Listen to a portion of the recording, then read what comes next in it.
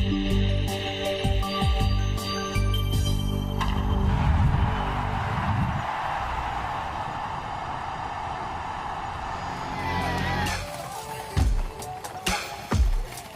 Grayson Stadium between the Savannah Bananas and the Indianapolis Clowns. These squads are fresh off splitting a two-game series last weekend in Kansas City and are looking to find their footing as we near the halfway point of the season. The Nanners hold a 1.5-game lead on the top spot in the standings, while the Clowns sit just 2 games behind the Party Animals for the final playoff spot. We've got 2 rookie Southpaws on the bump tonight, as Daniel Foster makes his second start against the Bananas in as many weeks, and Tristan Lebec makes only the second start of his Banana Ball career. And welcome inside with the statistical savant of Banana Ball, Mr. Josh Talevsky. I am Biko Scala. Thank you so much for spending your Thursday night with us here in virtual Banana Land. Happy Thirsty Thursday to everybody who celebrates. Really cool to get to see what is a middle game of 5 straight battles between these two teams who, as we just said, split the 2-game set in KC last weekend. And this is the first regular season series the Clowns get in Grayson Stadium in franchise history. I know a lot of fans have really been anticipating getting to watch this team here in Savannah, Georgia. So it should be a really thrilling weekend. And the Clowns are coming off a franchise best 5 wins in the month of May, working on playing a little bit better defensively this weekend. And meanwhile, on the Banana side of things, they are still trying to figure out a little bit better offense starting here in the month of June. Now, before we set our sights on what to see tonight, let's take a quick trip back in time and see what happened last weekend, because it was a heck of a series. Starting on Saturday night, Daniel Foster, who's getting the ball this evening, well, he's hoping for a better kickoff to his night here in Savannah. 2 batters in, Dan Oberst to the land of good and plenty. Home run number 5 on year number 8 for Danny O. That would earn the point in the first, and then Bill Leroy trying to make it 2 straight points for the Bananas, his 4th homer of the year. Yeah, the Bananas would take that 1-run lead into the bottom of the second. Nico Holzheiser would change things with 1 mighty blast. Number 6 on the year for Holzheiser, a 3-run shot, but it draws the Clowns even with the Bananas through 2 innings. Now here in the 3rd inning, you see a costly miscue from Noah Nisnik throwing this ball away. Bobby Leday able to get into scoring position, and the next batter, Joe Lytle, rips this down the first baseline, and the Clowns would earn their 2nd point in as many innings. Yeah, really impressive. They entered both those home half of the frames trailing. They're still up 2-1, top of the 5th. Peanuts the Elephant facing the Nanners for the first time in his young Banana Ball career. Eli Payton in foul territory, one of his 3 trick plays on the ball game to pace the Clowns. Same score, top of the 7th, Bill Leroy. Nice piece of hitting, should just be a single, and while it is a single in the scorebook, but it gets by Joe Gray Jr. Billy Barrels, get on your horse, young man. Rumbling, stumbling, tumbling, trying to go the full 360 feet. Bang, bang, play at the dish. Bill just sneaks in for the Little League homer. That's Greg Jennings' effort from Bill Leroy. Put the team on his back in the 7th inning. Ty Jackson, all of his teammates there to hype him up. So the Bananas, 2 runs in the top half of the inning, trying to earn the point. Chris Burgess, 2nd 3-run big play of the ball game for the Clowns, who would go up 3-1 against the Nanners. That was with 2 outs to clutch swing from Burgess, his 2nd homer of the year. Dion Reynoso, his first career save opportunity, and after KJ earned the sprint to open up the inning, he gets him as the golden batter. Daniel Foster, the starting pitcher, fired up, and the Clowns a big 3-1 win with a franchise record 14 trick plays to double up the Nanners and deny them the equalizer point. Chris Burgess, the showman of the game. Yeah, you saw Burgess 2 for 3, a double, the walk-off 3-run home run in the 7th inning. His first career showman of the game award. And meanwhile, on the catching side of things for the Bananas, Bill Leroy had a great game offensively as well. You saw the solo home run, his single, and the following Little League home run that he earned. And it was Leroy. He had 2 of the Bananas' 6 total hits in that ball game. So Leroy, really the guy who was churning that offense throughout the night.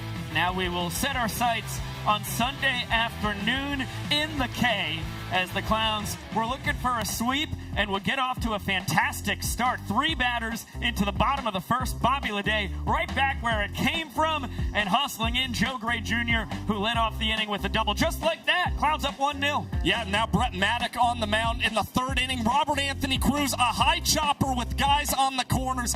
He's able to beat this one out. An infield single. Some belly rolls from Ty Jackson, and now Matt Wolf takes over in a ball game tied at a point apiece. Leroy starts off this inning, skying this one into left field, and it's Brian Dansereau joining the backflip catch club, the 10th player in Banana Ball history to reach that mark, and the first Indianapolis Clown to ever accomplish that feat. How about the Banana Ball rookie, a visitor last year? The acrobatics unbelievable, the hard work and dedication to make that possible.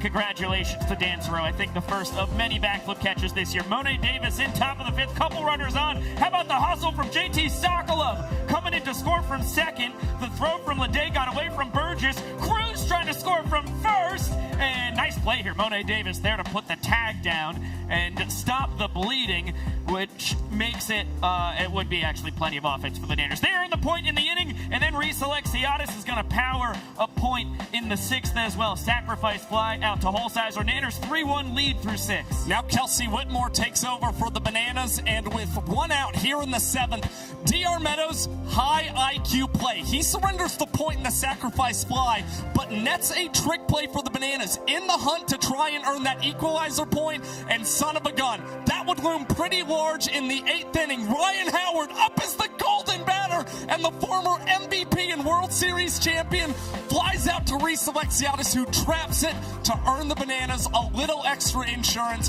4-2 the score going into the bottom of the 9th, and Danny Hosley would be able to induce this fly out to DR Meadows. A tip drill for the doctor, and the Bananas would wind up splitting the series in Kansas City. Insurance always nice, rarely necessary when you have Danny Hosley coming in to shut the door. A dozen trick plays on the game for the Clowns. Another really impressive defensive performance in that regard, although we'll get into it. They were a little sloppy around the edges. And Austin Drury, your showman of the game, once again dazzling on the bump. Yeah, 5 1/3 credited innings pitched for the Bananas, had 4 strikeouts, but what really stands out, induced 10 of the Bananas' 16 total trick plays in the ball game. And Reese Alexiadis, it's not the flashiest offensive stat line, had a single and a key sacrifice fly that earned a point, but his 3 trick plays just had so much emphasis to them, especially considering he earned the Bananas that equalizer point in the 8th inning that got them the extra breathing room for that 4-2 dub. Yeah, and the aforementioned defensive roller coaster ride that the Clowns had, because the trick plays were stupendous. They were ripping them at a whole new pace, but 4 trick plays missed and 6 errors helped lead to half the runs scored that the Bananas had on the whole weekend. Well, you clearly saw the Clowns as the home team. They were comfortable trying to go for those trick plays and knew they wanted to try and deny equalizer points, but it did result in some trick plays missed and errors for this crew. In fact, 6 of the 12 runs the Bananas scored throughout the series came via error or trick play miss. So a lot of unearned runs for that Clowns pitching staff, and they've got to clean this up considering they're playing as the away team this weekend. Well, there were highs and lows for the defense last weekend in KC. It was pretty much all highs offensively for the Clowns in May. How about leading the Banana Ball Championship League in batting average, hits, total bases, homers, and slugging percentage? I mean, you could single out so many guys who contributed to this unbelievable month of May for the Clowns. Jackie Bradley Jr., Joe Gray Jr., Dale Francis Jr., Nico Holsizer, all those guys a key reason the Clowns wind up tops in the BBCL when it came to home runs, slugging percentage, total bases, and then not only that, they were stringing consecutive hits together, a big reason they batted .327 in the month. Speaking of these Indianapolis Clowns, they're boogieing down on the field. Let's take a look. A sweetheart to miss, a sweetheart to miss, a sugar to kiss, a sugar to kiss. I need you, you. I need you, you. I need you, you. I need you. Let's hear it one more time for the original baseball circus, the Indianapolis Clowns.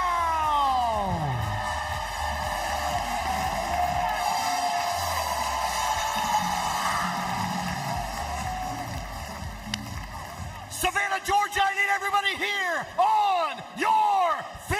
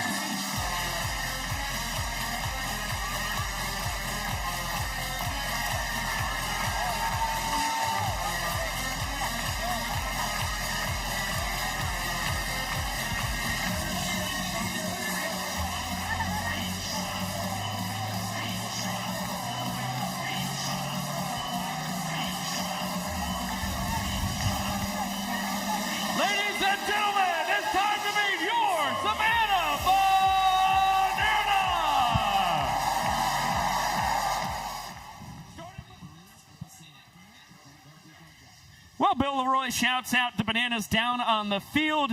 Get a beautiful look at historic Grayson Stadium. Over 5,000 fans on hand. And the hometown crowd thrilled to have the Nanners here in the Indianapolis Clowns, their first ever regular season. How about Bill Leroy? He actually caught up with Michael Schwartz a little while ago. Correll Prime in there as well. Hey guys, in good company right now with Correll Prime from the Clowns and Bill Leroy from your Savannah Bananas. But I got to start off quick. You came here to Grayson Stadium, historic Grayson Stadium, as a fan. You sat over there. Do you remember that day? I do. It was a historic day in Banana Land now in retrospect, thinking about it. There was a young girl who, found out she was cancer-free that night. DR pulled a bare-hand backflip catch, so I'll remember that day, forever. So, yeah, it was my first Banana Land experience, and it put it over the top for me. Bill Leroy caught for you. What was it like catching this guy? I'll tell you what, I sure do miss him being on my team. I'll say that. We used to love working together with him on the mound and building that connection, and even off the field, just a great dude, great friend of mine. So between those lines, it's competition, but out of there, we're brothers, man. Yeah, what's it like going up against him? Well, it's different, man. It's weird seeing him not in yellow, but regardless whether we're on the same team or a different team, it's just always great to see him and great to compete. He's a great ball player and even better dude. So. Correll, what's it like going up against this guy? Man, an old friend, it seems, and a new foe. So it's going to be cool. Bill's the star of the show. Everybody has their eyes on Bill Leroy. He's the man. He's the standard of excellence in banana ball. I look up to him in many ways, on the field, off the field, the same way he said. So just to be able to play against him, it's just like playing against one of your brothers, man. You look forward to it. I'm circling every day on the calendar when we play the Bananas, and I'm just happy to be here. Well, we appreciate it. Absolutely. Thank you so much. Bill, thank you so much. Guys, such a great... Get to go. Love you, bro. Bye. They got to run. They got to play our amazing sport of banana ball. And to learn more about the amazing rules of banana ball, let's hear more from Biko and Josh.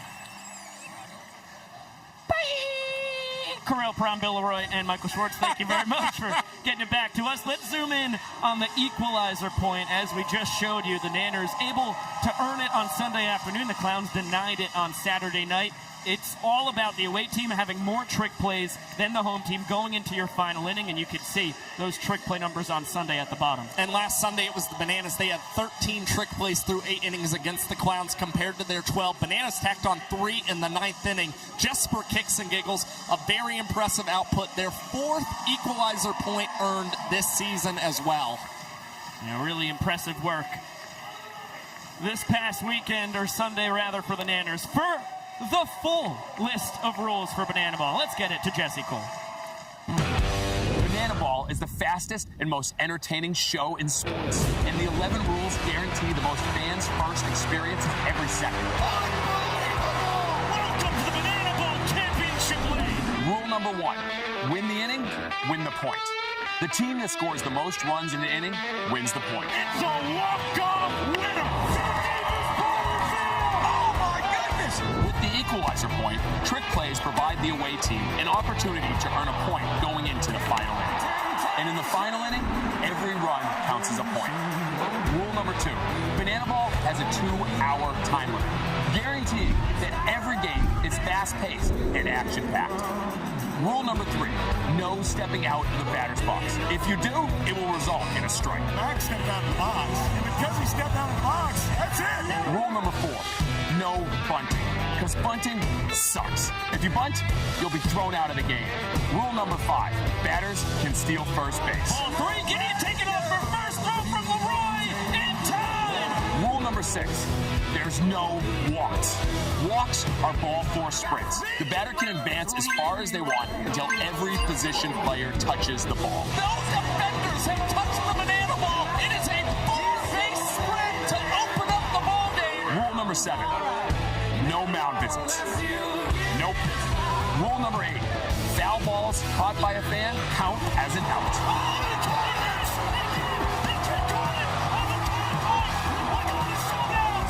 Rule number 9, the showdowns. In showdowns, the best of the best face off in the biggest moment. One hitter versus one pitcher with one fielder behind him. And the hitter has to score.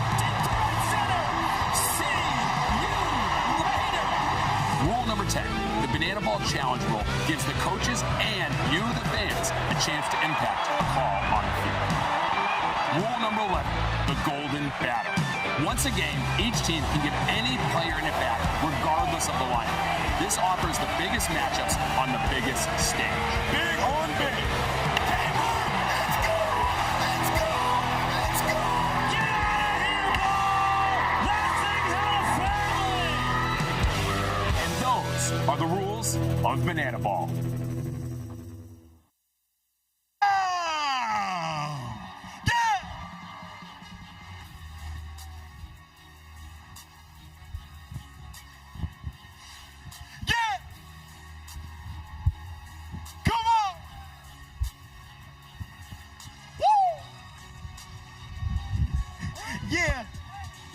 Yeah, who else really messing with the clowns? Been around, you know how we get down, coming through the crowd, trying to get you loud. It's about that time that we reintroducing what we working with. Let me see your hands if you're repping Indianapolis. Yeah, we back and even better. Players flipping through the air, and don't you dare try to catch us. Only catches that we making is the ball hitting the leather. Now you out, bring them out. Next hitter better step up, and stepping up is all we know when plays under the pressure. It's resilience. You can feel this. Can nobody do it better, man? Y'all, we been gone way too long, but we back, and that's a fact. We the clowns, and we home. Everybody wave your hands back and forth, because the Indianapolis Clowns are home, baby. Yeah, y'all look good, Savannah. Woo! Yeah. Because we back, and that's a fact. We the Clowns, and we home.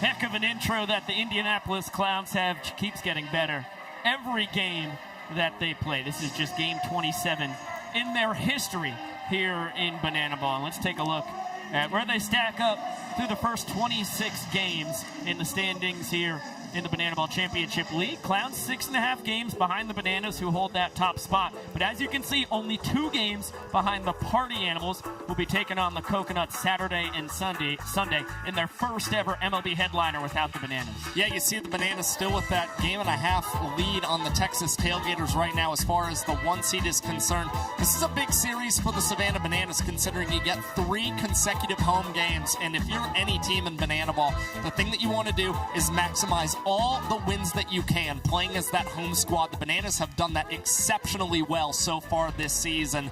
Meanwhile, for the Indianapolis Clowns, it appears this could be a tough weekend for them, although we're not going to make any kind of assumptions. But after this weekend, 7 straight home games for the Indianapolis Clowns, and that should bode very well for them as far as these BBCL standings are concerned. Yeah, and I know the Clowns, talking to them, they're also on the hunt for 2 wins this weekend. It's just such a big jolt in the arm if you can win this series for both of these squads, obviously. And I'll tell you what, tomorrow in Banana Land, the plot thickens. It's going to be a rematch of both the games we have on the docket tonight. Of course, the Tailgaters and Firefighters opening up that series in Truist Field in Charlotte. That is a new venue for Banana Ball. Make it the 104th stadium ever played in Banana Ball history. And we'll be right back here on the Bananas YouTube channel, as well as True TV. And as always, you can watch on Espanol. It'll be on the Bananas YouTube tomorrow night as well. Yeah, these are really intriguing matchups, especially considering these teams were playing each other the weekend before.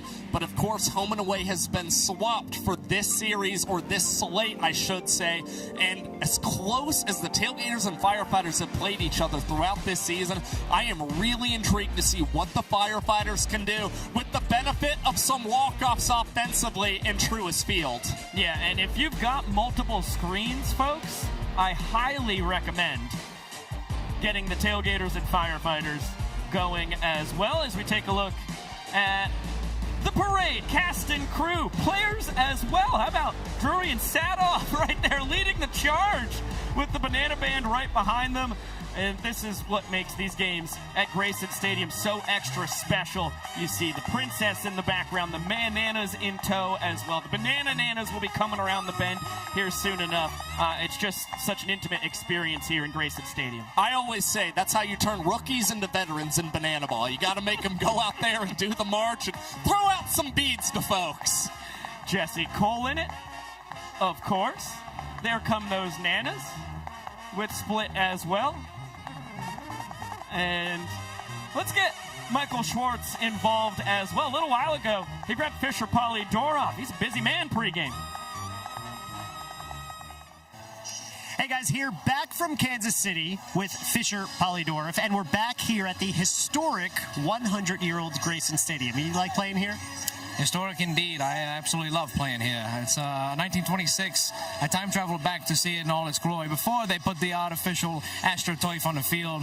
And even today with the turf and all the fans with their cellular devices, it's still just it's an absolute spectacle. I'm glad fans can still come to this ballpark and enjoy a game. A lot more yellow that's shining brighter than ever from when you remember. Let's talk about shining bright. Your weekend in Kansas City at Kauffman Stadium, your first hit at a major league stadium, and your first extra base hit in banana ball that I counted on the old school system with you by the foot about 330. Indubitably, it was a dashing double. It was an absolutely awesome experience to be in Kansas City. All the fans, they were so dedicated to the Indianapolis Clowns history. We saw a lot of people wearing the original Negro League jerseys. We went to the museum. Bob Kendrick told us all the stories and his absolute golden voice. We had a blast in Kansas City. It was fun. What a storyteller Bob Kendrick is. What was that memory that you have that's forever ingrained in that old mind of yours from that extra base hit? Probably that double celebration. I had been holding on to that one for a little bit. I hadn't pulled that one out since 1959 whenever I was playing back in the Polo Grounds. And to be in a Major League Stadium again, it was in all of its grandeur. It was just spectacular to be there. The fans packed out. 37,000 people. Man, that's a lot of people right there. Well, we pack it in for a banana ball game. Fisher, thanks so much for your time. As always, a competitive matchup. As Joe Gray Jr. told me, we got to get 2 wins at least, and we're right back in this thing. So good luck this weekend. Let's get in the dub column. Today's going to be a spectacle. Today's going to be an absolute ball game. Let's do it, fans. Let's have a day. Let's have a day, Mr. Michael. Couldn't agree more. Always great to hear from Fisher Polydorov here in his first full season in banana ball, legendary character. And what people don't realize is this is the first night game he gets to play in Grayson Stadium. I mean, when he was playing here as a younger fella, they didn't have the light posts installed in this stadium yet. So hopefully the light's not shining too bright for Fisher Polydorov or the guys taking the mound tonight.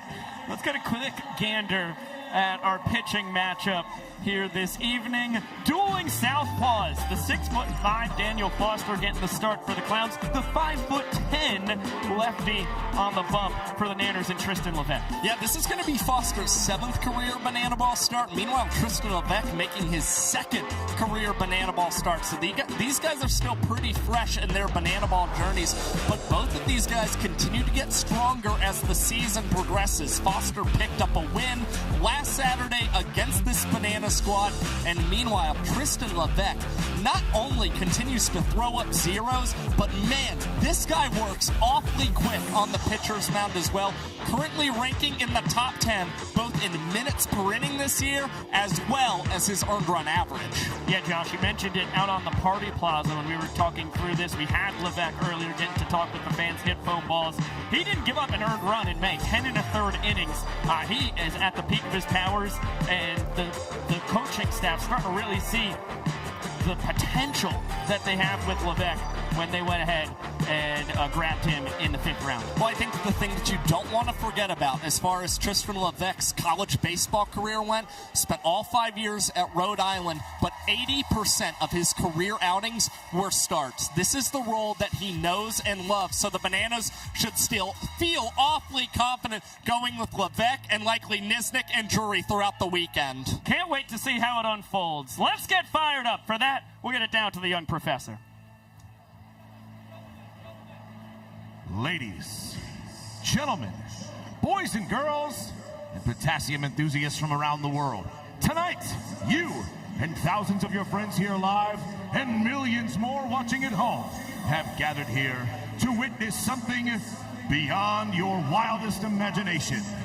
From Montana to Savannah, from the Isle of Man to Tokyo, Japan, the Banana Maniacs come from across the globe to witness this. This is not baseball. This is the Crucible, where the fastest, hungriest, and most entertaining players are forged.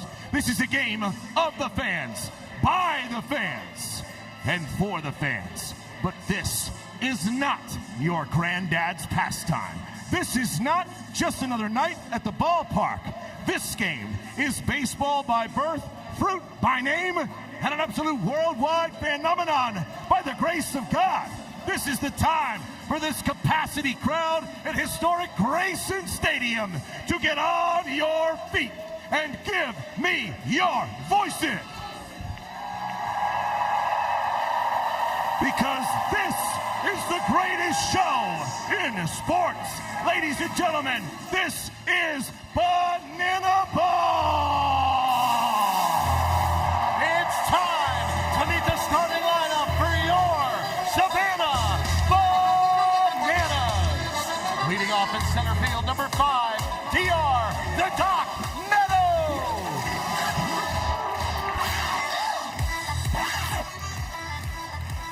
The DH, number 19, Dan Oberg.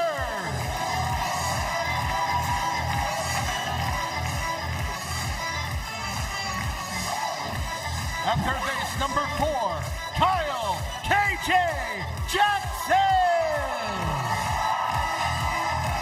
Behind the plate, the catcher, number 1, the captain, Bill Leroy.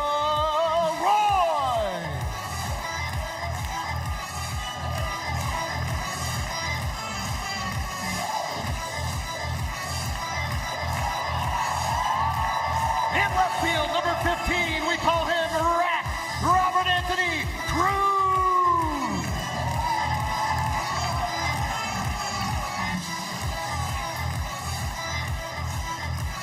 In right field, number 2, Reese Superman Alexiadis.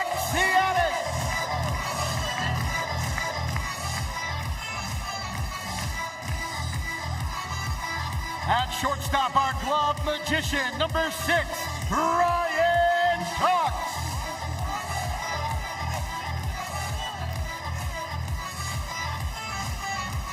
The extra hitter, number 7, Ty Two-Fly Jackson.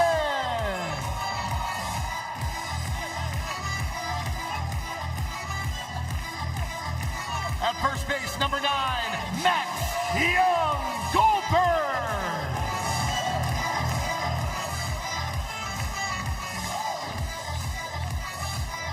And at second base, number 8, he is our greatest showman, Jackson Olsen.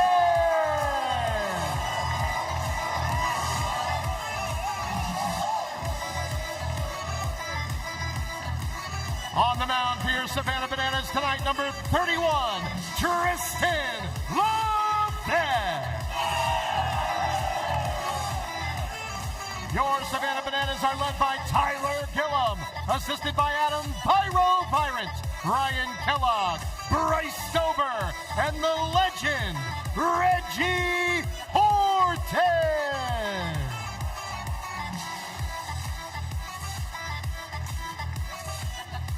That's the Bananas lineup. Now we're going to get our national anthem. We are oh so close to first pitch. If you're able, and remove your caps. Here to honor America with the singing of tonight's national anthem, please welcome Luna Zander.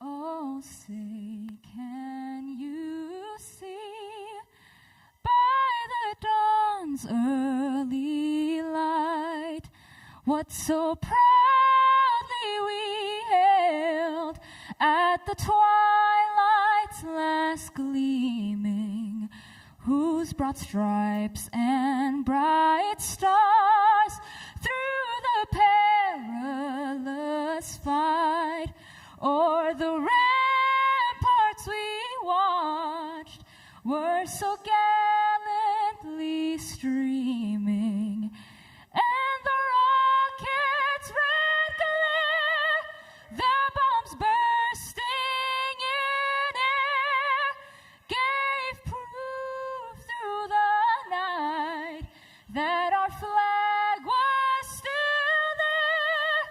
Oh, say does that star-spangled banner yet wave o'er the land of the free and the home of the brave. Ladies and gentlemen, Luna Zander.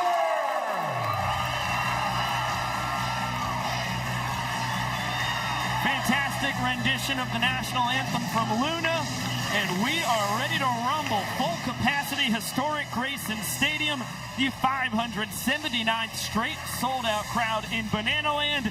Get to witness the most electric kick line in all of sports. It's the 16-9 Savannah Bananas against the 10-16 Indianapolis Clowns. Only 6.5 games separate the top team in the sport from the current cellar dwellers, who in the Clowns are only 2 games out of a playoff spot. So much parity here in the inaugural season of the Banana Ball Championship League. And of course, a reminder, these two teams split a 2-game series last weekend in Kauffman Stadium, Kansas City, Missouri, home of the Kansas City Royals. There will be a victor of this 3-game set here in Savannah. The hostess city of the South, Reginald Horton and Jesse Cole, getting their groove on, as only they can. Reggie, probably up to 40,000 steps already, inspired by Big Yellow himself, and here is how the Nanners line it up defensively. Left, right in the outfield, the usual suspects: Robert Anthony Cruz, D.R. Meadows, and Reese Alexiadis. Third to first in the infield, Kyle Jackson, Ryan Cox, Jackson Olsen, and Max Young Goldberg. It's Bill Leroy behind the dish, and Alex Ziegler, the designated fielder. We expect to see him at first base a ton. Well, I think it fell kind of under the radar, but Reese Alexiadis might have had the best defensive month in his Banana Ball career last May. 19 trick plays in right field, and he did not miss a single trick play. He has been automatic as of late. Meanwhile, Coxie's still third in Banana Ball with 55 trick plays. In the middle of it all, the 24-year-old out of Niantic, Connecticut, Tristan Levesque, the Bananas' 5th-round draft pick in the inaugural Banana Ball player draft, and his numbers here in his rookie season as a Nanner, stupendous. Yeah, 1-0 record in his rookie campaign, and in the month of May, 10 1/3 innings pitched without allowing a single earned run. In that span, Levesque issued 5 ball, 4 sprints compared to 6 strikeouts, but he just continued to get outs and find a way for the Bananas. Currently ranks 5th in Banana Ball with his 3.20 earned run average, and 42.5 of his outs this season have included a trick play. It is a fearsome lineup that is on the other side of the card.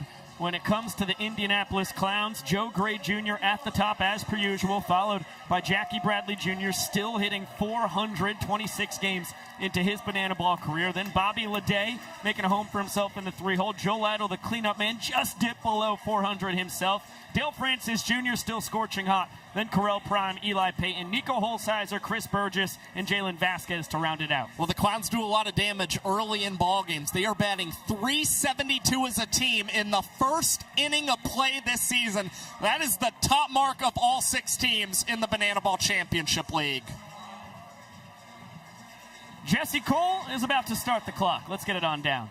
Banana Nation, it is time. On 3. I need everyone here to yell, start the clock. 1, 2, 3. Showtime. Leading off for the 2-hour timer is ticking.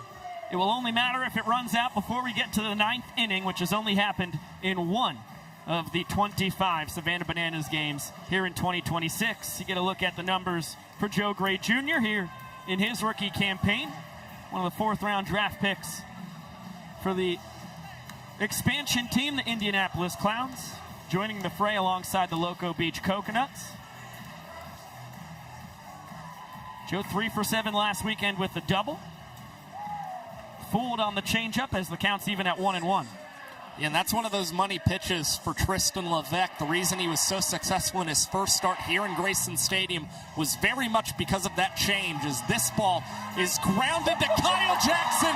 He transfers between the legs, and Ziggy scoops it between his as well. 3 pitches into the ball game, and the Bananas with a pair of trick plays.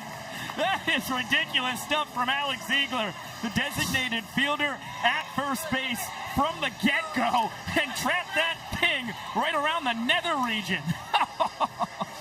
Well, there's a reason he's smiling that wide for the Bananas right now. I mean, this guy just continues to dazzle his teammates. They sing his praises when it comes to what he can do from a trick play standpoint at first base. Saw him attempt one in warm-ups earlier today. Got it right off the keister. He was hopping around like he got bit by something. It's good to see that was a successful attempt for the Ziegler. 2 balls and a strike. The legend, Jackie Bradley Jr., 11 years in the bigs. 8 of them with the Boston Red Sox, where he won a pair of World Series. And the first everyday big leaguer, fresh off his MLB career. He was just with the Kansas City Royals in 2023 to come to Banana Ball, and boy, are we blessed for it. This is going to be a long run. Robert Anthony Cruz backpedaling, battling the sun, can't make the basket catch as JBJ cruises into second. The official scoring decision. This is a tricky one for Josh. It is very tricky. And you see Rex starting to get himself in position. He doesn't touch that banana ball, but it does feel like an ordinary effort kind of play. Right now, I'm going to go with an E7 on Cruz. I agree with it. It would only be the second error of the year on Rack. And I think if you ask Coach Rack, he would tell you we should have had it with ordinary effort. Definition of an error, as it's a quick 0-2 count on Bobby Leday. Nice slider there from Levesque, part of his 4-pitch mix. And a great stop by Bill Leroy to keep Bradley on second. Leday hitting .314. Had a heck of a weekend, 4 for 8. A triple. And the second walk-off of his young Banana Ball career last weekend against the Bananas. Yeah, he's been so good with runners in scoring position this season. A .438 mark. And hoping that'll rise a little bit higher as Levesque delivers the 2-2, and that is swung on and missed. Great spot below the zone, and Leday whipping through it as Levesque gets strikeout number 1 on the night. Get another look. Certainly off speed. He's got the fastball high 80s, touch 90, got up to 92 in his college career. Changeup, curveball, and slider in his back pocket as well. And as you get a look at the fantastic numbers for Joe Lytle. Still hitting .396, the .477 on base percentage. That's the best on the Clowns. Former party animal and firefighter here on his 3rd team in the sport. And wherever he goes, he hits. Trick pitch attempt. Fastball is low.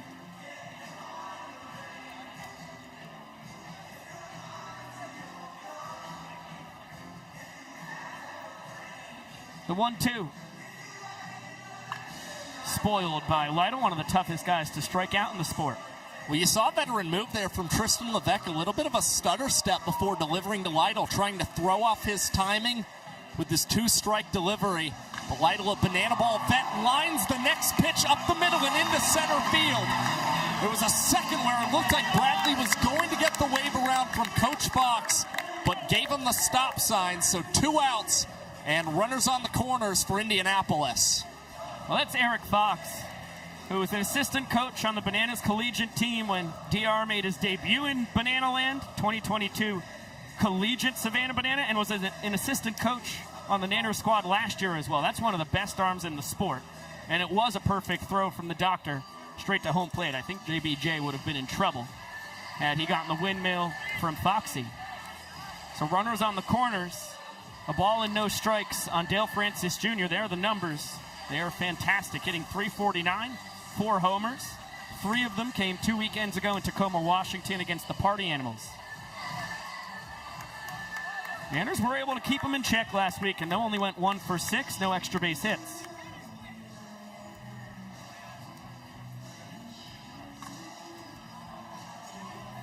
And now a ball and 2 strikes. Well, the great thing Levesque has done, despite the fact that this inning now over 5 minutes for the left-hander, he has continued to jump ahead in counts against LaDae Lytle and now Dale Francis Jr., who blasts this one into left field, and that will be over the head of Robert Anthony Cruz and roll all the way to the wall. Bradley Jr. in, and Lytle getting the wave around. It is a 2-run double, courtesy of Dale Francis Jr. Tell you what, that kid can hit. One of the many Erskine boys here in Banana Land. They can all swing the stick. As Kobe Robinson and Clark Gilmore with a fun boogie to celebrate the 2 runs in the top of the first for the Clowns. And again, this is exactly kind of what we were alluding to before the Clowns came up to bat. 372 batting average in the first inning of play. They come out and they are ready to swing against whoever is taking them out. And there are a plethora of talented starting pitchers in this league. It really hasn't affected Indianapolis whatsoever. Prime with the barrel. That's into left field. Rack coming up throwing. It's a stop sign for Francis as it's a perfect one-hop throw to the dish from Cruz. So 3 straight hits with 2 outs. Lytle, Francis, and Prime. 2 runs are in, 2 runners on the bases, as Prime gives a big hug to his former teammate Alex Ziegler. And now Eli Payton's trying to make this a crooked number. Reminder, these runs unearned against Tristan Levesque. The error from Rack on the second batter of the game prevented what should have been a 1-2-3 inning for Levesque.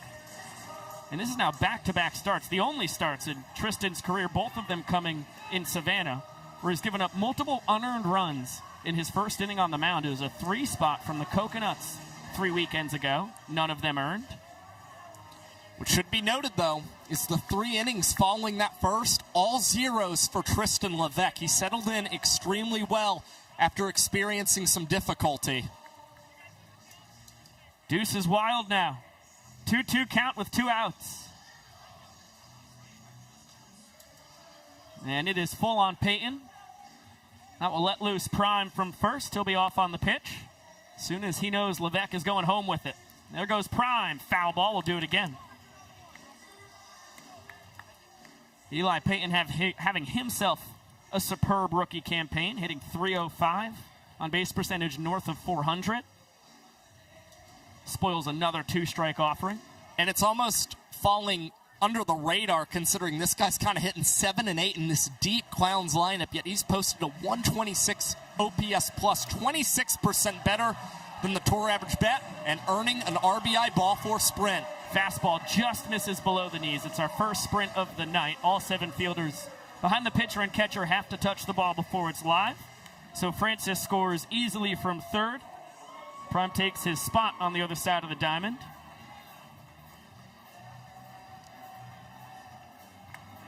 Payton replaces Prime at first, and Holsizer tries to keep the carousel spinning. Nice backdoor bender to jump ahead. Nico only hitting .241. I think that batting average will fly up as he gets more used to banana ball pitching. This guy who spent 6 years in minor league baseball between the Dodgers and Rays systems, as Payton is off, but it's a swing and a miss from Holsizer. The only bugaboo for him in his young banana ball career, the strikeout. Levesque leaves him on the corners, but 3 Clowns come around to score before that.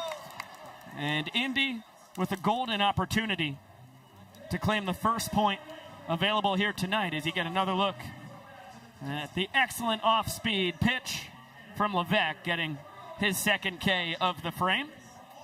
And here's the Clowns defense that has 3 runs to play with here in our first inning of action. Left to right in their outfield, it's Holsizer, Bradley, and Gray. Third to first in the infield, Peyton, Lede, Vasquez, and Prime. Burgess is the battery mate of Foster, and Matt Wolf, the designated fielder. Lede, the team leader with 40 trick plays this season, currently in the top 10 in Banana Ball in total trick plays. And here's the thing, the Clowns have a lot of breathing room now in the bottom half of this inning, so they're at liberty to rip those trick plays, seeing as how it's not exactly going to put them at a disadvantage quite yet unless base runners continue to get on. That might help them as they try and earn the equalizer point tonight. If the visiting team has more than the home team through 8 innings, they get an extra point. You saw 3 trick plays next to the name of Daniel Foster, the 23-year-old rookie, one of the 6th-round draft picks for the Clowns. He grabbed 2 of them last Saturday in his start against the Bananas, and starting to settle in with a role he's a little more familiar with. Yeah, this is his 7th start of the season for the Indianapolis Clowns. He is the lone left-handed pitcher on this squad. Nonetheless, they love him getting the ball from the jump, and he earned his first career win last Saturday in Kansas City through 4 2/3 innings against the Savannah Bananas and induced 11 trick plays in that start, and that included 4 in the first inning of play. Yeah, Foster is as funky a southpaw as you will find in baseball or banana ball. Get a look at the Nanners starting lineup. David Ray Meadows at the top as per usual. Then it's Oberst, KJ, and Leroy in the cleanup spot, followed by Rack, Super Reese, Cox, Ty, MJG, and Olsen. Yeah, it's the first time Leroy is in the cleanup spot this season for the Savannah Bananas, but he has certainly earned that nod here tonight. 4 home runs since the start of April. He's averaging a home run every 11 at-bats in that span, so he's been hitting for some pop. Grounder to Bobby Lede, between the legs, across the diamond, just in time to get the speedy Meadows. And just like that, Clowns, first trick play of the game, 2 pitches in. Yep, nice and easy for Bobby Lede, and you see the throw over to Correll Prime, pretty perfect. We've heard Ryan Cox and some other shortstops talk about the glare that those shortstops get at that position early in games here in Grayson Stadium, but didn't seem to affect Lede there. Oberst chases and is quickly behind 0-2. Foster looking for the K. Nice spoil there by Dan, who homered off of Daniel Foster. First plate appearance he had in Kansas City, and then went 0 for 7 his next 7 trips to the dish. Big hopper. Behind the back, Eli Payton across the diamond. And 7 pitches for Daniel Foster. 2 quick outs. Both of them trick plays. And this is what was working for Daniel Foster a weekend ago. He was a ground ball machine for the Indianapolis Clowns, and you see the first 2 outs tonight, ground balls that Foster's induced, and both of them have finished in trick plays. That was something special for KJ. I don't know what it was, but I am very much not online, so I really don't stand a chance in that department. Look out. It's supposed to be a front door bender, nearly clips the man in his second full World Tour, 3rd year that KJ's been on the Bananas. I know this. It wasn't a scuba. I agree. We can check that off. Knee juggle from Foster, and it's fouled away by KJ. Chance for the fans. Nope. Lands on top of the grandstand.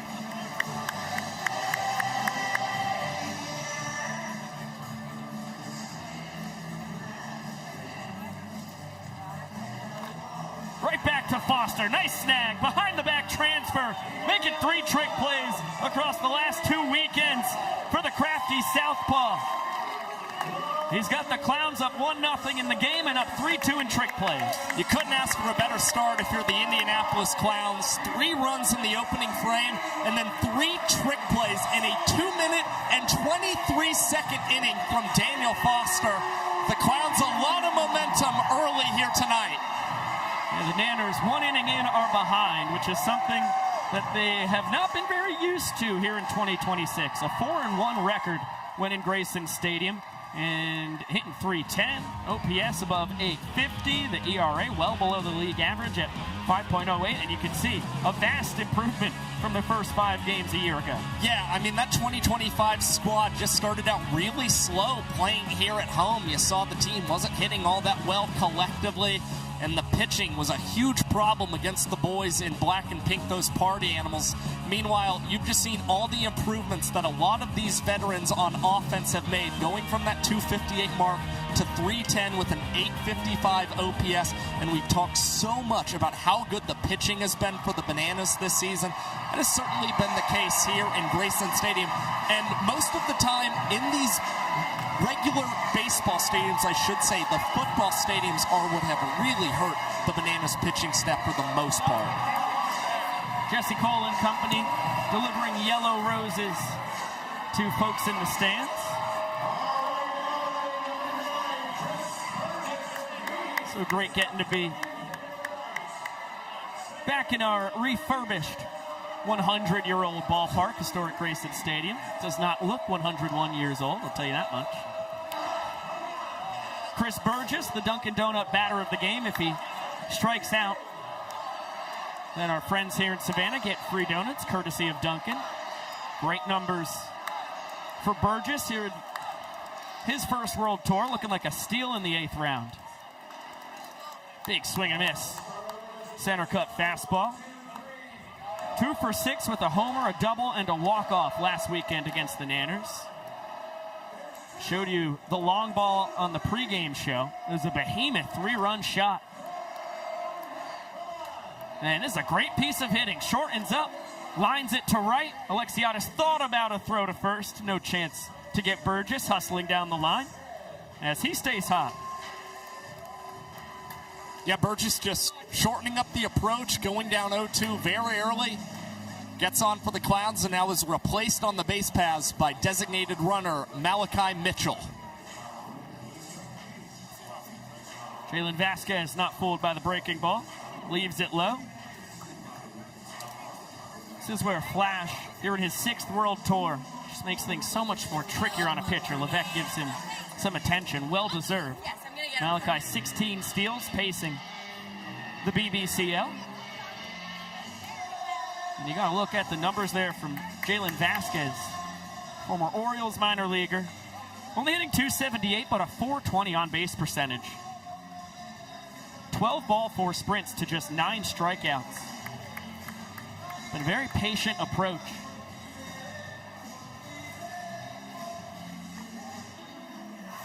And tough to keep the numbers that good when you're getting sparing playing time. He only got 1 plate appearance last weekend, went 0 for 1.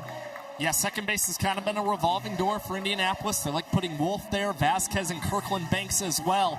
But JV getting the start and popping this one in foul territory. Kyle Jackson sizes this banana ball up and snags it behind the back. And we are back to even in our trick play battle. 3 apiece for the Nanners and Clowns. Already the second of the game for KJ, who's up to 40 on the tour with only 5 missed. Check that, make it 7 trick plays missed for Kyle Jackson, and Levesque will send another pickoff attempt over at Flash. A quick pitch, but the fastball wide to Joe Gray Jr. back at the top of the order. Bounced into a double trick play his first time. KJ to Ziegler.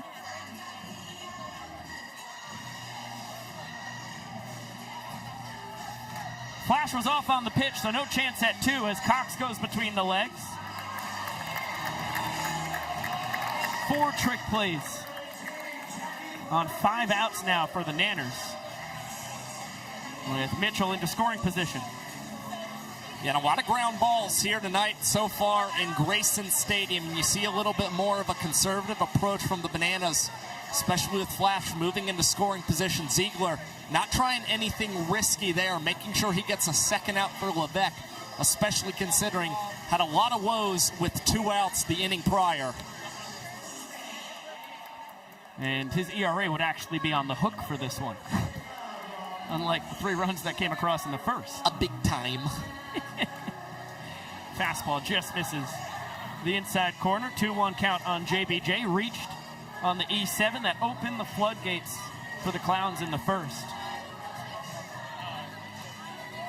And now he's got Levesque one bad one away from giving the Clowns another run. Trapper Cox, backhand between the legs, right to the chest. 3 trick plays on the frame for the Nanners. Levesque able to strand the leadoff runner. And the Bananas back out in front when it comes to trick plays. Big plays from Ryan Cox, the glove magician, but no surprise, he's able to get those outs and the trick plays for the guys in yellow. Great bounce back inning for Levesque and his defense. Came into the second inning down a trick play. They lead up 2, trying to make it back-to-back games where they earn the equalizer point.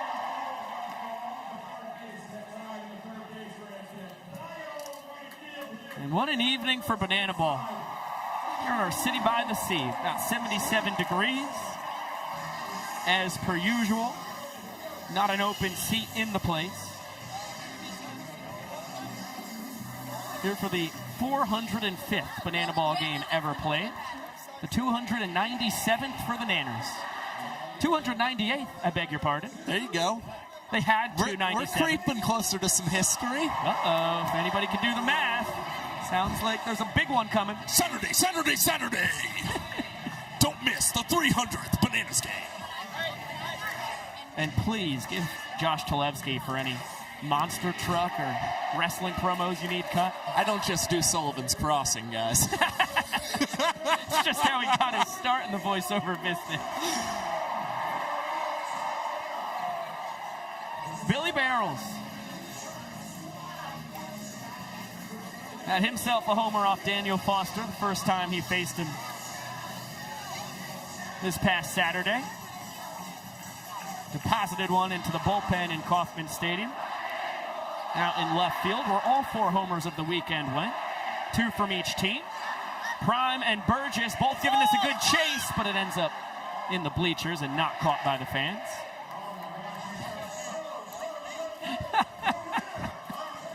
Chris Burgess with a power slide right into a bunch of media members. Sitting crisscross applesauce on the field. Got to get creative when you've got a 100-year-old ballpark and a lot of media folks who want to cover this sport. It looks good for the pictures they take. Count even at 2-2 on Bill. And he smokes it fair down the left field line. Another extra base hit for the Nanners captain. He cannot be stopped as he coasts into second with a double. Well, now Bill with an 8-game on-base streak for the Savannah Bananas, and this guy was certainly the spark plug of the offense last weekend in KC. 3 for 8, had a double last weekend, and now has one to start this series in Savannah. Another look at the 2-bagger for Leroy. JT Sokolov has taken his place at second, so the Nanners insert their designated runner, and a golden opportunity for Robert Anthony Cruz to tie this game. Ball and a strike on Rack here in his 3rd tour. Hey, did you hear that? We're going to go Bananas Foster's next. 1 for 6 with a sprint, couple runs driven in last weekend against the Clowns. Yanks this foul. Wow. Seth Markham, first base umpire, is rocking a glove. Looks like it might be one of those training gloves. I mean, that thing is minuscule. First time I've ever seen an umpire wear a glove. Now, they still can't catch a foul ball, though, and it counts as an out. Sokolov off for 3rd. Rack swung and missed, but the ball got away from Burgess. Throw to first. Not in time. Throw back to 3rd, and Sokolov was wise to it. So it's a strikeout for Cruz, but he reaches on the wild pitch, and a stolen base for Sokolov. 5th of his Banana Ball career. Still no outs. Inning-winning run 90 feet away. Clowns are going to have to bring the infield in against Reese Alexiadis, who is tied for the tour lead with 9 walk-offs. After he led Banana Ball last year with 28 inning enders. And we saw him in his last homestand in Grayson against the Coconuts. 4 walk-offs in 3 games as Cruz takes off on the 1-0 pitch and advances up to second base. Laser beam out to left left center. That will do it and some. Sokolov could cartwheel home. Alexiadis, his tour-leading 10th walk-off of the year. And just like that, we're knotted at a point each.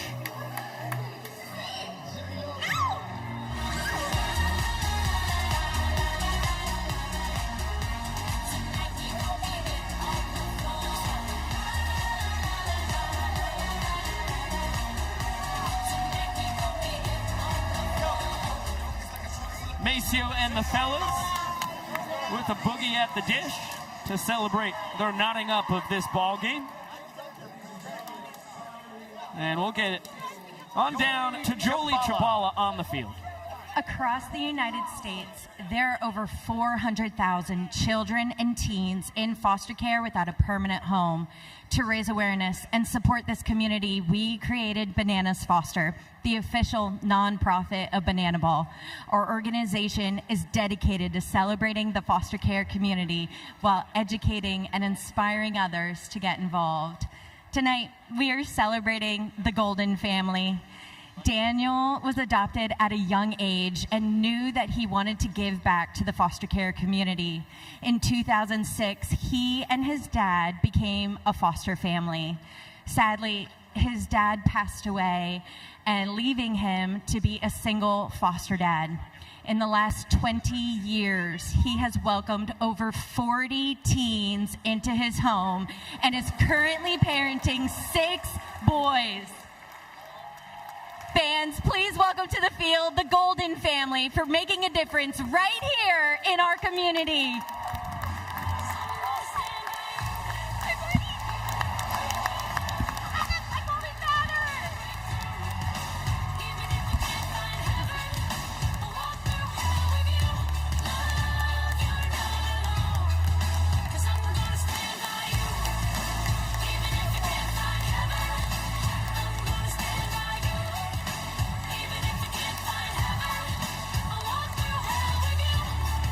Another absolutely massive shout out to Daniel Golden, superhero here in the foster care community in Chatham County.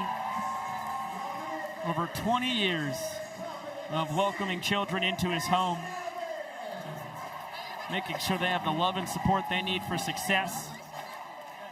He's welcomed over 45 different kids into his home. I mean, that is what Bananas Foster is all about. Shining a light on these folks that making a positive impact on so many folks' lives. Beautiful stuff. Another tip of the proverbial cap, of which I am not wearing to you, Daniel Golden. Banana Band blasting away. You never know where you're going to find them. This time, our beloved brass band blasting away in the bleachers, first base side. Jonathan cranking it on the trombone. One day they're going to get on the roof of Top Deck. I very much look forward to it. And I also very much look forward to hearing the voice of Tristan Levesque mic'd up on the mound. Tristan, how you doing? You sound great. Little velo grunt there.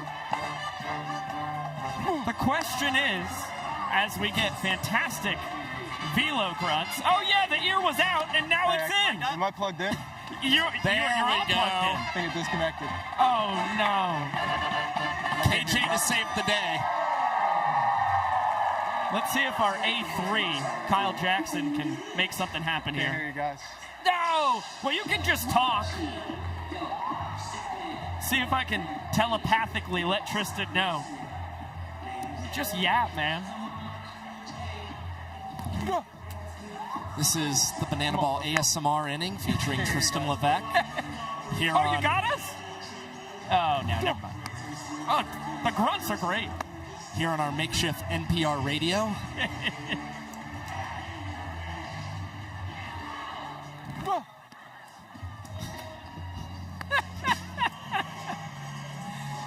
Well, Tristan will pitch with the gear on him.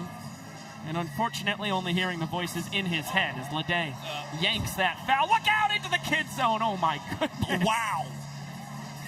It ended up actually finding Nice cushiony landing spot. One of those inflatable obstacle courses. Hit one of those obstacles you have to hurdle over. And I would like to be prancing around out there. Not more than what I'm currently doing, but pretty close. After the game. Payoff pitch. Bender, it's a beauty. Frozen pizza. Bobby Leday back to the dugout. Strikeout number 3 for Levesque. Beautiful piece of pitching. Tristan signaling up to us here in the booth. He's pretty happy with that execution, and Bill Leroy was as well. Huge fist pump from the 9-year Banana, and the first strikeout looking for Levesque tonight. He's gotten Leday both times. First time it was swinging. And now Joe Lytle, who started that 2-out rally with a single right back up the chute. It was the first of 3 straight hits and 4 straight Clowns reaching with 2 down. And a little dance time. Levesque, Olsen, Cox, and Meadows, or whatever that was. And Lytle, this is big-time trouble. Straight away center. Couple hops off the wall. Alexiadis cleans it up. Joe can really fly for a primary catcher. Head first dive into third. Lytle, his second 3-bagger of the year. 2 for 2 on the night. And he'll run the bases rather aggressively. I mean, we've seen a couple career inside the park home runs for Joe Lytle, but he's going to be pretty content with that 1-out triple for the Indianapolis Clowns. And now Dale Francis up to bat already with a 2 RBI double here tonight. This one's skied just on the outside of the infield. A backpedaling Ryan Cox. Tip drill. Will take care of it himself. As soon as it touches the glove, Lytle could take off. Just making sure there's no funny business there. From the U.S. Women's National Baseball Team and the #1 draft pick in the Women's Professional Baseball League, Kelsey Whitmore.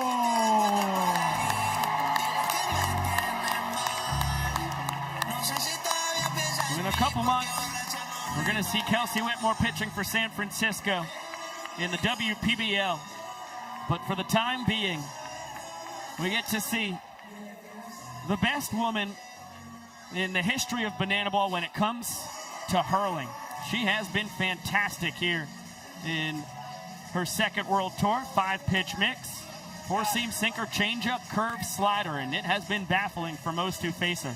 She was spotless through the first 2.5 months this season. Only recently has she started to have some earned runs on the docket this year, but faced off against Carell Prime last weekend. He did collect a walk-off sacrifice fly against her, but nonetheless, that was an out for Kelsey Whitmore, and trying to get another one here with Lytle 90 feet away at third.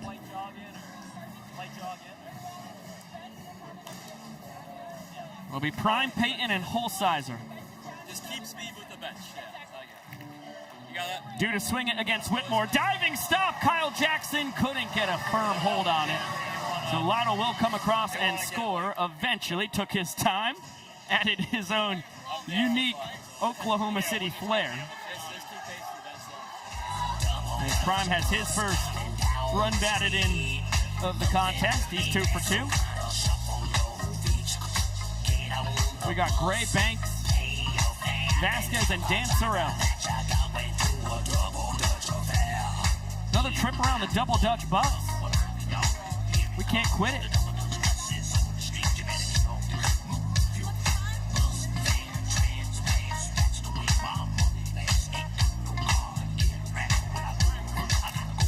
Boy, JV Witt closing out.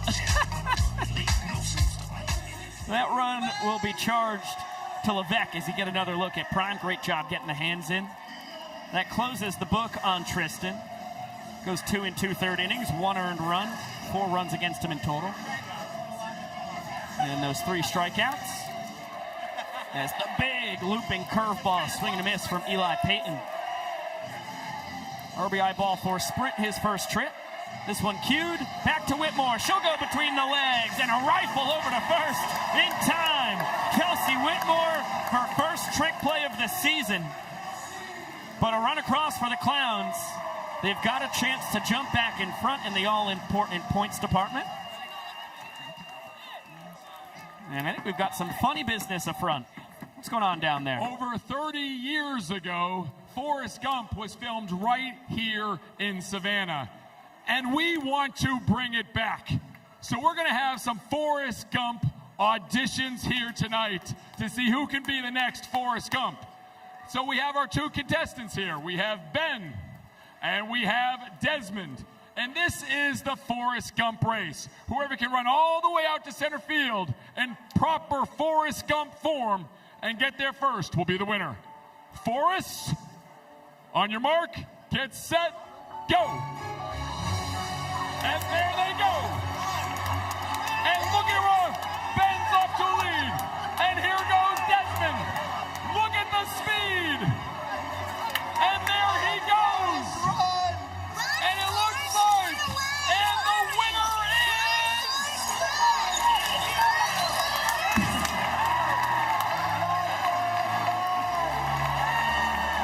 He's still going.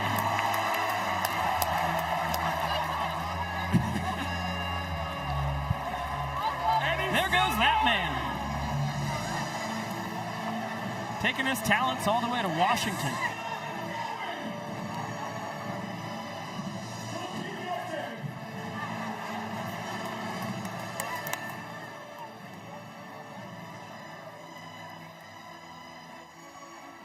Never a dull moment in Banana Land, but often a beautiful sunset in Savannah. You're telling me. Those are pretty consistent.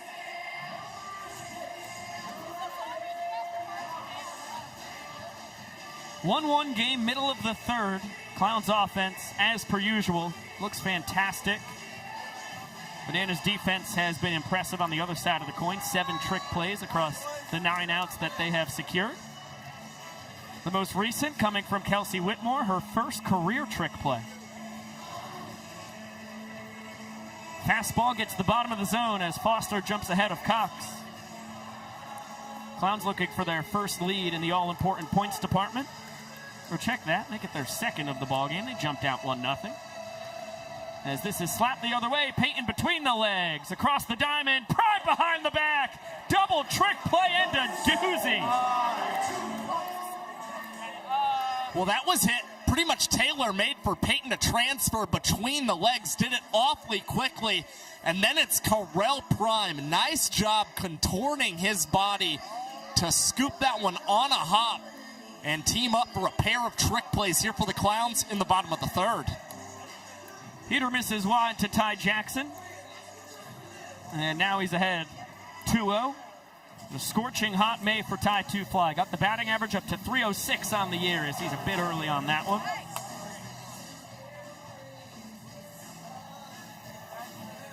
Only got in offensively one game last weekend. Went 1 for 2, a double and a stolen base. As Foster's back in a 2-2 count now. Got to look out for fastball, changeup, slider, sinker, curve from Foster's. That's a Baltimore chop. Lede behind the back. At first, just in time to get Ty, who was flying down the line. Heck of a stretch from Prime to make it happen. And it's Adam Byron over at first base. Potentially asking Tyler Gillum wants to challenge, kind of giving the motion like, hey, this could go either way. And so the Bananas will elect to utilize the challenge here in the third inning with that potential Ty Jackson hustle, well, reach on trick play, missed it would be. Yep, and I just started writing in pen in my scorebook 6-3 TP. All I needed was the O and an underline under it, and it was enshrined forever. This call is not going to be overturned either. That's clear as day. Great shot by the control room. Ball's in the glove. Ty Jackson, there's still air between that left foot and the base. The Nanners are going to lose their challenge for the game. Once again, you got a fantastic look at the stretch from Prime. All right, ladies and gentlemen, just about everything he's got on that 6'5" frame of his. The rolling on the field. Easy decision for the crew chief, Bryson Wheeler. Looking at it again. Pro's pro. One of the best umpires in the sport. Pretty easy for him to see that and see the calls confirmed. Seeing again, Viro kind of gave the signal to Tyler Gillum, like, It's 50-50. It could go either way. I don't think, especially early on in a ball game, it's the most responsible decision to utilize your challenge like that. But I'm assuming the Bananas are confident they'll still have a fan challenge in their back pocket tonight. Young Goldberg fights off the fastball. 3 straight strikes poured in from Foster, left on left. And what a stop, Chris Burgess. MJG, we saw him steal first base for the first time in his banana ball career. Recently, he's got one of them. And he certainly would have been off if that one took a ricochet off. The Clowns backstop, check to third, no. Cal Allman, third base umpire, says young Goldberg was able to hold up. He fights off another 2-strike offering. This is what young Goldberg did exceptionally well last month for the Bananas. Just a battler at the plate, averaged 4.6 pitches per plate appearance. And now tacks Bryson Wheeler behind the dish, and boy, do we hope he's all right. On first glance, looked like it ricocheted right into the old spot where the sun don't shine.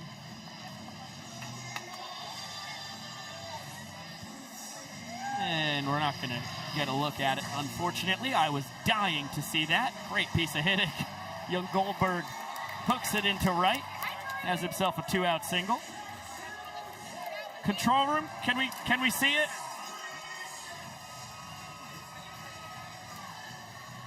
Not yet. Okay, we wait with bated breath. End of the inning. We'll get to see where that foul ball got Bryson Wheeler, our home plate umpire. I'll turn it on, brother. I can't. Rumor has it it's an all-time shot. You want to go ahead and grab? Conclusive evidence. Yeah. That one bounces off of Jackson Olsen. Holding down the 10-hole tonight. Nice weekend. 2 for 6 with a double, a run scored.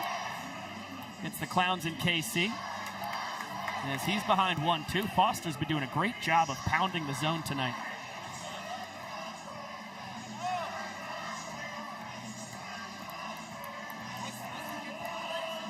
Another foul ball off of Olsen. Yeah, so many 2-strike counts tonight for Daniel Foster, and yet to work himself into a 3-ball count. I mean, the Clowns, especially early on, struggled with the ball 4 sprint. It is so nice to see this rookie pounding the zone tonight here in Grayson. 2-2. Count is full, which means MJG will be off from first.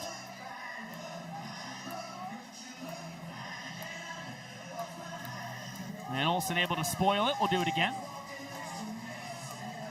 Olsen hasn't had a lot of success against left-handed pitching this season, but if he's able to put up a good battle and potentially earn the ball 4 sprint, the Bananas will take that, and that is exactly what happens. Young Goldberg was off and running for the Nanners. Bryce Stober gauging this Clown sprint defense, but he'll give MJG the stop sign, and indeed, it's guys on the corners for the Bananas with 2 down.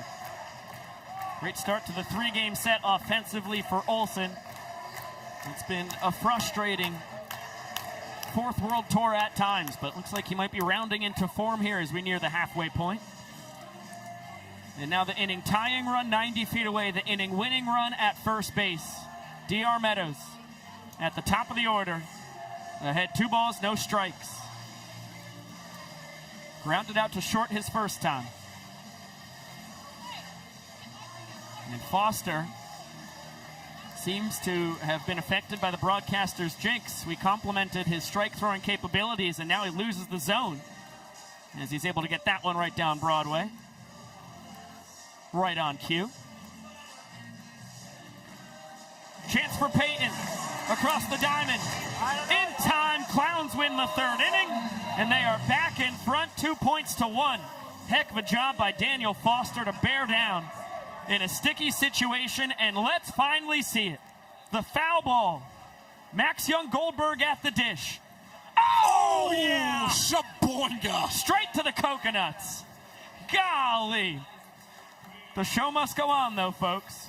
Fans, we all know Banana Ball to be the greatest show in sports. But ladies and gentlemen, if you know anything about show business, you know that no matter what happens, you keep singing, you keep dancing, and you keep smiling. Well, tonight we've got two contestants, Jeff and Freddie, who are ready to prove if they can do exactly that. Ladies and gentlemen, we call this one, The Show Must Go On. Give it up for our first contestant, Jeff. Take it away. Show us what you got, Jeff. Come on. Oh, and a prize to the face. Ladies and gentlemen, like I said, the show must go on. He must keep dancing. He must keep smiling. And he must keep entertaining. Come on, Jeff. Show us what you got. Oh, he's getting pelted and water out of nowhere. Jeff, you are absolutely phenomenal. Ladies and gentlemen, let's give it up for our first contestant. Let's give it up for Jeff, ladies and gentlemen. Give it up for Jeff. What a phenomenal job. I don't know. I think Freddie is coming in with something a lot hotter. Let's give it up for contestant number 2, Freddie. Take it away.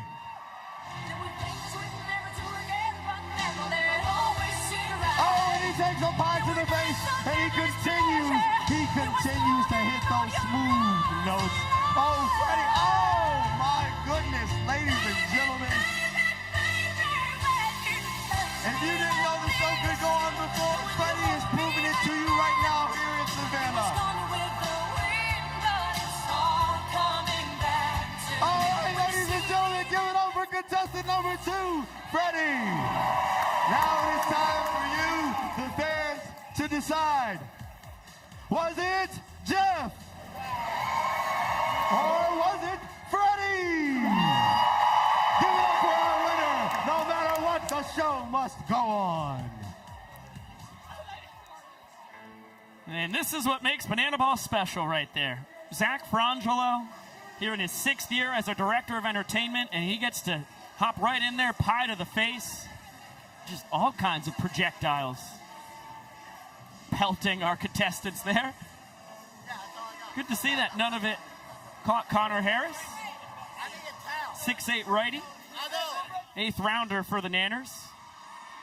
After he made his Banana Ball debut with the Visitors, Banana Ball's developmental team last summer. Proud of Avon, Connecticut. Taking over for Kelsey Whitmore, 3rd Nanner to toe the slab tonight. Bottom 3 in the Clowns order, Holsizer, Burgess, Vasquez. Just because it's the bottom 3 does not mean they're not very dangerous. Speaking of dangerous, the Glove Magician pulls out his signature move, the Professor. Gnarly trick play to open up the 4th. And that was already the 4th of the game for Ryan Cox. The Professor on full display. And now Connor Harris a quick out and trying to get the punch out against our donut batter tonight, Chris Burgess. As I was saying before I was rudely interrupted by Holsizer's grounded or short, bottom 3 in the order, 3 straight minor leaguers. I mean, that's crazy. That's another great piece of hitting. Chris Burgess. 2 hits on the night, both of them líneas to Alexiadis in right. And he will give way to Malachi Mitchell for a 2nd straight time.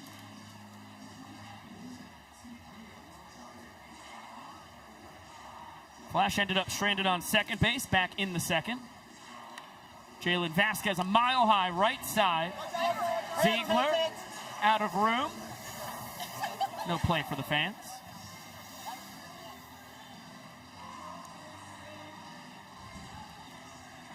Talked about it a little earlier. Vasquez, just a part of a logjam at 2nd base for the Clowns. They have so much talent between him, Kirkland Banks. The spot where Brian Dancero will also get out to left field. You'll see Matt Wolf at 2nd. I mean, there's just such a wealth of talent offensively for this Clown squad. One of their 3rd round draft picks. JV was the 17th overall pick and not getting everyday playing time yet. I mean, a lot of folks believed he could handle the shortstop position here in Banana Ball as well. Moved over to 2nd when he joined the Clowns, but there's a lot of mouths to feed here on this Clowns team.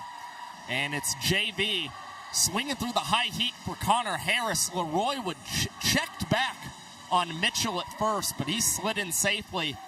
Nonetheless, Harris picking up the K there against the Clowns' 10-hole bat.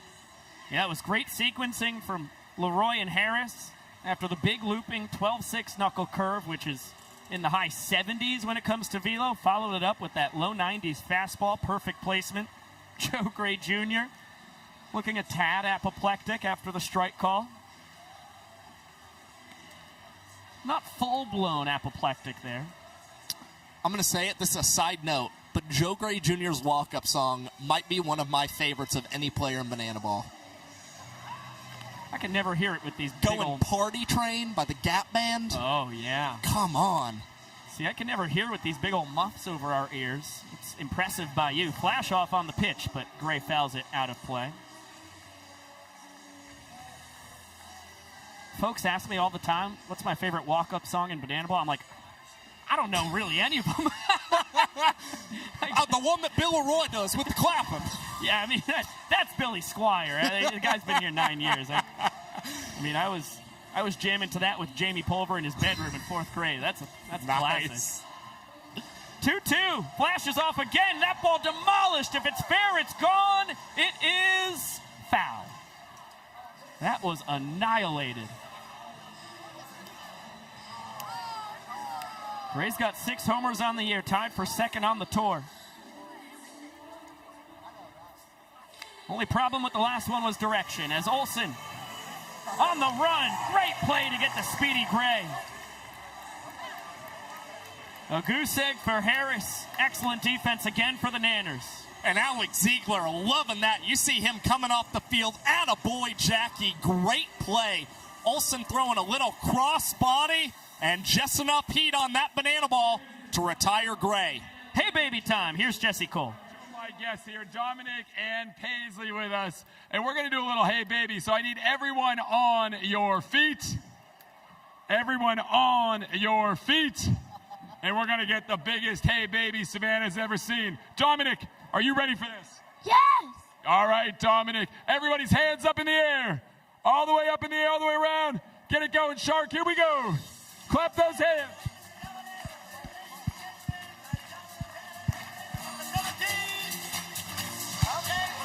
You guys look good. Now get those arms going. Here we go.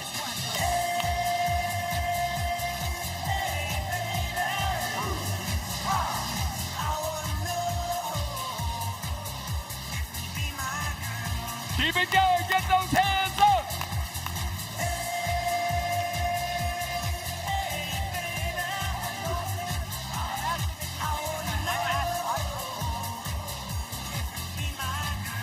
Now keep it clapping as we shovel.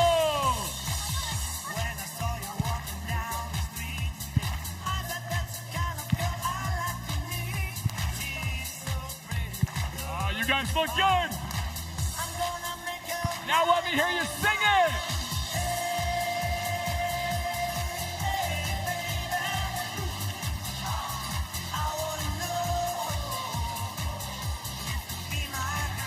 One more time.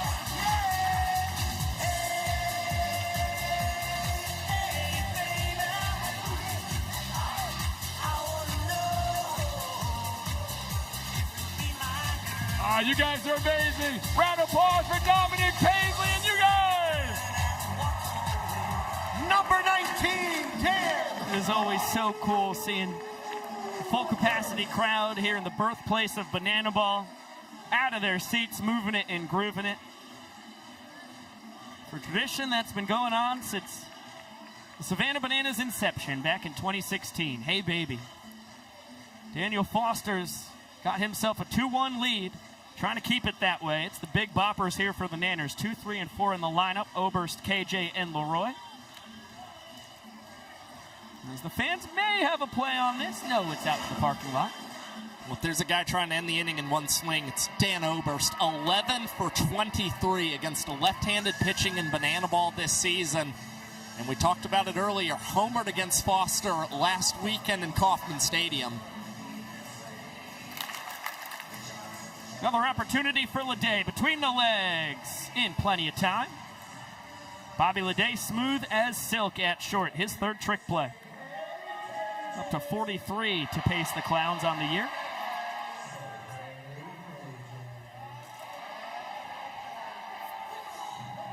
It's been a heck of a ball game. Clowns won the first inning. Bananas took the second. Clowns won the third.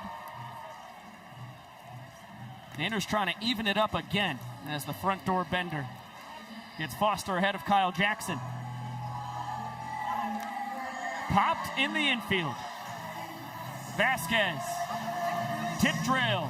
Yes. Leday able to clean it up. The trick play will go to JV, his 16th this year. And just like that, we're knotted at 8 trick plays for each team.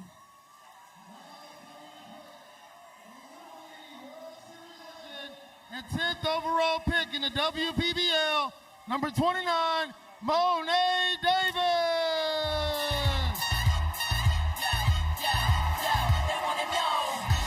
For the first time in her very young Banana Ball career, Monet Davis gets to pitch in Savannah, Georgia. Right of Philadelphia, Pennsylvania, at a Springside Chestnut Hill Academy. And they played softball for 3 years at Hampton University. Monet, the legend in the baseball world. Trying to shut down the Nanners. And still hunting that first career strikeout in Banana Ball. This would certainly be a really cool spot for Monet to reach that accomplishment.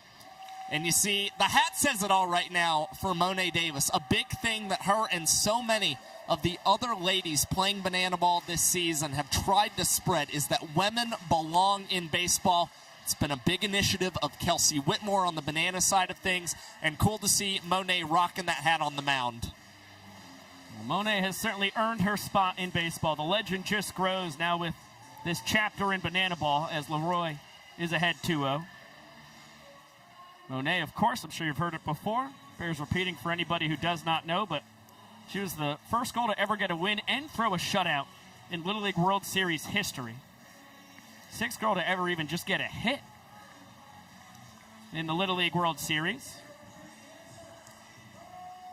And then thanks to that, became the first Little League baseball player to ever appear on the cover of Sports Illustrated as a Little Leaguer. I mean, it's pretty bonkers. And then if you've been to the Louisville Slugger Museum and Factory, you'll see she's the first non-MLB player to have a statue. It's pretty nuts. And good job battling back here against one of the hottest hitters in the sport. From 3-0 to 3-2 as Leroy spoils the payoff pitch. We'll do it again. And Monet's found the zone after falling behind Leroy, and he's just having to adjust to her speed and tempo there on the pitcher's mound as he sits back on this one and skies it into center field. JBJ looking to do something special. A big tip to Joe Gray Jr. And Cowboy Joe, wow, that went in and out of the cowboy hat and into the glove. I think it's the highest tip drill in Banana Ball history from JBJ. And then what a recovery from Joe Gray Jr. Oh, hey, oh! Michael Schwartz, what's going on down on the field?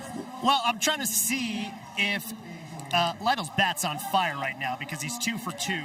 A single, a triple. Is there anything left in the can? Do we got something in the can? What'd you say? Do we have anything left in the can? Do we need more? The can's empty. I think we need some more for sure. We need to get some more. All right. Right now, bring me through the mindset of this game. Bananas at home. Chris Burgess just crawling in front of us. How are we staying focused? There is so much more Banana Ball left. Oh yeah, there's so much game left. It's the top of the 5th. You know, we just got to keep pushing. You know, it's Banana Ball, baby. You never know what to expect. Second triple of the season. Were you looking at the ball? Were you just hustling? What was the signs that you were getting? You know, I felt like a really good swing on that one, and I looked up, and there wasn't really anybody kind of close yet, so I just kept going. Fox held me up at third. I was kind of going to go for my third inside the park home run in my career, but he didn't send me, so I just stayed. Well, Lytle's back. We did the perfect sit in Greenville. I'm going to let you get ready. I'll go get some spray for you. Guys, the perfect sit, check it out. He did it in Greenville. I think the only athlete ever in the history of history. Back to you guys. Thank you, Michael. Yeah, the perfect sit. Oh, my God. Oh, What a switch. What are we watching? I was talking about the perfect sit, which does not sound appealing to me at all.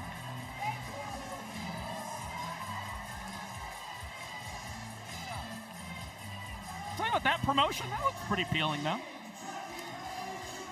Well, want to try that out one time, Josh? I don't know, man. What are you worried about? My bones are achy these days. Oh, I had a softball game the other day. Still kind of sore from that. I had to slide into freaking second base, man. Okay? I got a little dirty. Just trying to win. You got to. Lay it all on the line. Jackie Bradley Jr., 36 years young. Leading off the top of the fifth inning, Connor Harris, 26 years young. Out for his second inning of relief. He's able to pitch around a one-out single in the fourth inning. Now he's got 2, 3, and 4. JBJ, Leday, and Lytle.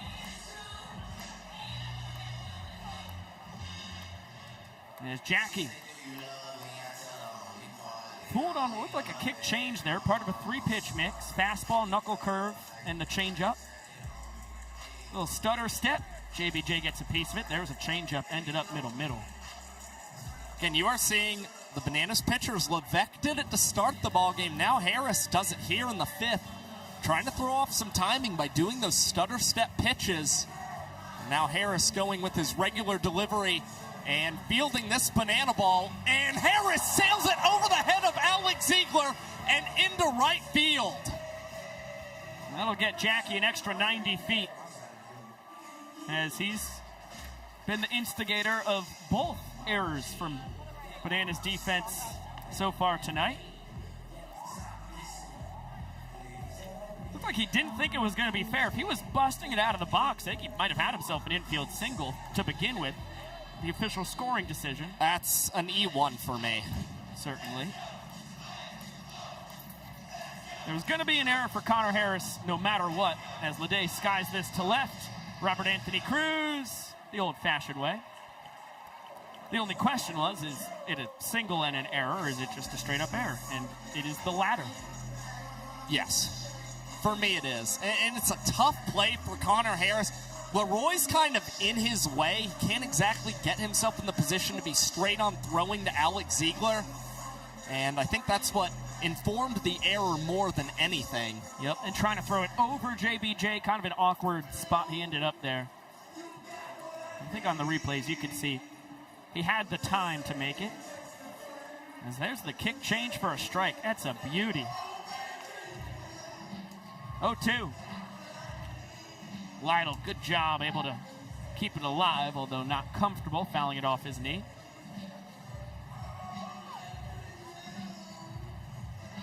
Joe, 5 years of independent professional baseball before he came to the banana ball world in 2023.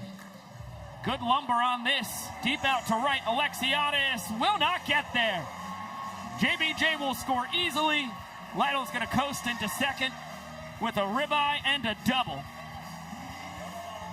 And just like that, not even 5 full innings into this ball game, he is a home run away from the cycle. I mean, that was easy power from Joe Lytle. He just kind of flicked the wrist at that pitch from Connor Harris, and he wasn't exactly hustling out of the box either. I think he thought that was going to wind up in the glove of Alexiadis, but that banana ball continued to carry and winds up plating a run here for the Clowns in the fifth. Liner straight to Ziegler. Lytle heads up base running, was straight back to second. He even beat Olsen to the bag. So Goodwood from Francis just hit it to the wrong spot. Another look. As Correll Prime will swing it 2 for 2. No! Fisher Polydorov has taken his spot. Fisher went 2 for 2 against the Bananas in 2 pinch hit opportunities last weekend in Kauffman Stadium. Booming double. His first career RBI, and then a single right back up the chute against Austin Drury, one of the best arms in the sport. And again, playing in his first night game ever in Grayson Stadium. Guy who's played in this historic ballpark a handful of times, but now trying to see if he can come through under the bright lights. And a guy, according to the Old Knuckles' story was only born 11 years after the first ever night baseball game back in 1930. Old Knuckles came around in 1941. Makes him a spry 85 or 86 years old here. We're going to give him Fisher's birthday of October 2nd. I'll make him 85. The inventor of the character, 20 years old, youngest player in the sport. What a talent. Flails and misses at the fastball here. Harris shows off those lanky legs of his with the signature Selly. But an unearned run comes across against him, courtesy of Joe Latto bringing in JBJ. Clowns have a chance to double their lead over the Nanners. As he got another gander at the strikeout from Connor Harris. Let's take a look at the league trick play rates, because what the Texas Tailgaters are doing here in their second year as a franchise is pretty otherworldly. A lot of distance between them and the Bananas, and still nearly a full trick play and a half between the Nanners and the Firefighters and Party Animals, who are sitting there tied for third. I mean, when we zoom on just on this Bananas-Clowns matchup tonight, though, the Clowns, I mean, they've got a 6.3 average this season. They've already got 9 tonight, and they are currently in a position to earn that equalizer point if we were about to go into the final inning of play. The Clowns with 9 compared to the Bananas 8, and they have not earned an equalizer point since their first game against the Party Animals in Tallahassee, Florida. So it's a long time for Indianapolis Clowns, a long gap, as that game in Tallahassee was back in February on the 27th. How about Split on top of the roof? I kind of think I want to take a stroll up there tomorrow. Josh, you want to go up there with me? Yeah, why not? Let's go on the roof. Heck yeah. I mean, let's get some roof time. It's my 7th season here. It's your 5th year here. I feel like we're never hanging out on the roof. We will amend that tomorrow. Get a tan. Heck why yeah. not? I mean, it's white. It's a white roof, and the sun just really blares off it. Feels like there's some kind of reflective properties. I think Big Tan Tiger Friday. Yeah. Book it. Kobe Robinson here in his first Banana Ball World Tour. The numbers do not do it justice, because he has really turned a corner here. Has been fantastic as of late. I mean, he and Nick Wilson were a pretty powerful 1-2 punch out of the bullpen, and we saw Hot Sauce, good results against the Bananas a weekend ago. Rack, what do we got? Tell them all I know now. Shout it from the rooftops, ride it on the skyline. All we had is gold now. Tell them I was happy and my heart is broken. All my scars are open. Tell them what I hoped would be impossible.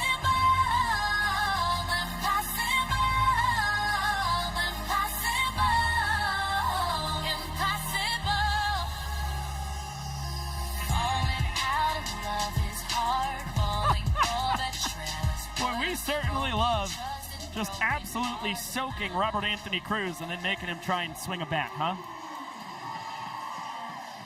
Split was kind of doing some interpretive dancing up there on the roof. It looked like he was trying to, mimic or recreate that rack walk up as close as possible. 1-0 count on Robert Anthony Cruz. It's 5, 6, and 7 in the order for the Nanners here, as Matt Wolf has brought his barrel out onto the field. He's playing third base, but I mean, he's even closer to home plate than Kobe is, 60 feet, 6 inches away on the mound. There's Wolfie. Said he doesn't know what he's doing, I think. Rack doesn't really hit balls down the third base line too often. He's kind of a pull with power cat, as he will take the ball for a sprint here. And now he's looking for 2 at second base. He'll get in before Holsizer or Gray touched it. The 6th and 7th Clowns, who needed to get a hold of the banana ball before it was live. Well, that's a weird in-between that the Clowns found themselves in, specifically Matt Wolf. Great to see him in the barrel and highly entertaining, but then he had to hop out to join the ball four sprint defense, and Rack was well aware of that. I mean, he had Wolf in his peripheral, So he decided, why not try and see if I can get 2 bases? I have no idea when Matt Wolf specifically will get that banana ball. Right. Ball, or a quick 0-2 count rather on Reese Lexiadis, make it 1-2. His double walked off the second inning. Trying to even this thing up here in the 5th. Paint from Kobe Robinson. He rings the bell. And now he'll boogie. Well, that's a massive improvement for Kobe Robinson. We saw a lot of sprints early in his banana ball career. He had no strikeouts in late April, but ever since the month of May came along, we've seen a lot more Ks for Kobe, and Hot Sauce getting to do a lot more fun dances out there on the pitcher's mound. I'll tell you what, with that strikeout, it's now his last 6 2/3 innings. No earned runs. 6 hits, 4 sprints, but 5 Ks. And he's earned 3 points along the way. And had one last weekend against the Bananas in Kaufman. Ryan Cox to center. JBJ in cruise control will grab it. Sokolov, check that rack. Will deke towards third, but respect to the gold glove arm of JBJ.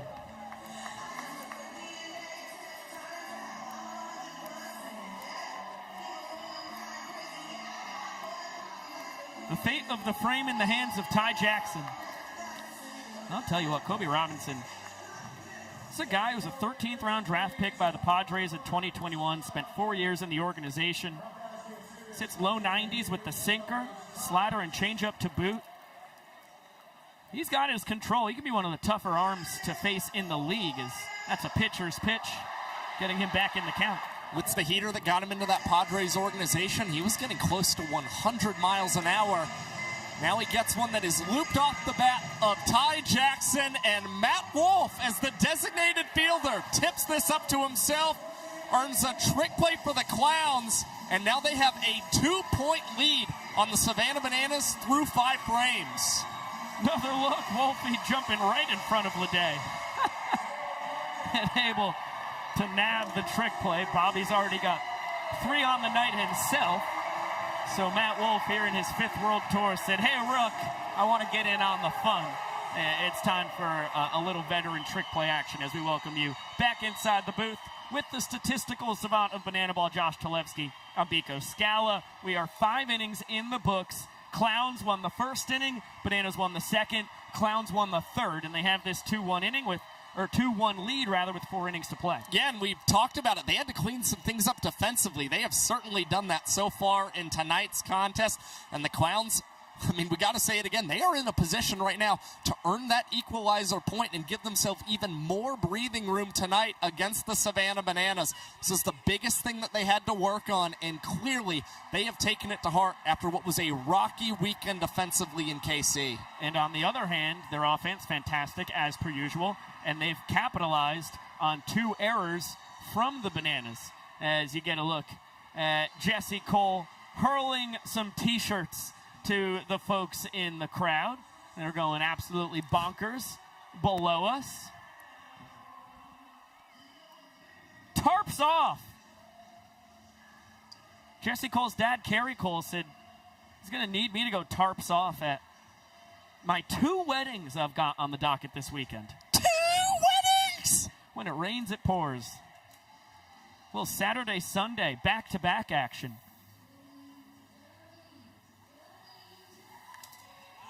Eli Payton, out to right. See you later. Solo shot on the first pitch of the 6th. Payton is 5th bomb of the year.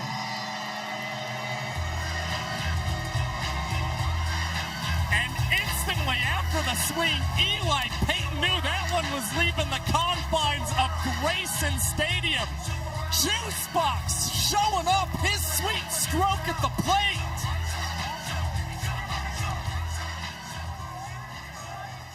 Another look, an ambush. On the first pitch of the frame, Connor Harris out for his 3rd inning of work. Greeted rudely by one of the Clowns' 6th round draft picks.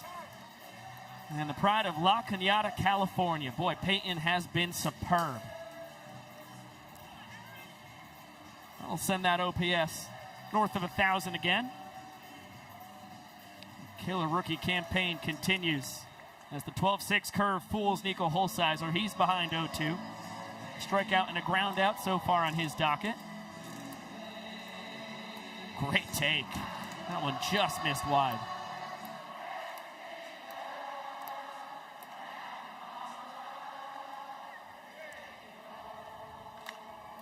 Towering fly ball. Alexiadis measuring it up. Tip drill. And here comes the doctor to snag it in the cap. Double trick play action. And we are tied at 10 trick plays apiece. And Meadows was running over, well aware that the Bananas were down 2 trick plays to the Clowns. You could see ordinarily a tornado catch, maybe a behind-the-back snag from Reese Alexiadis, but instead the strategic play is to try and collect that double trick play to negate the equalizer point. Chris Burgess, 2 for 2, a pair of line drives to right field.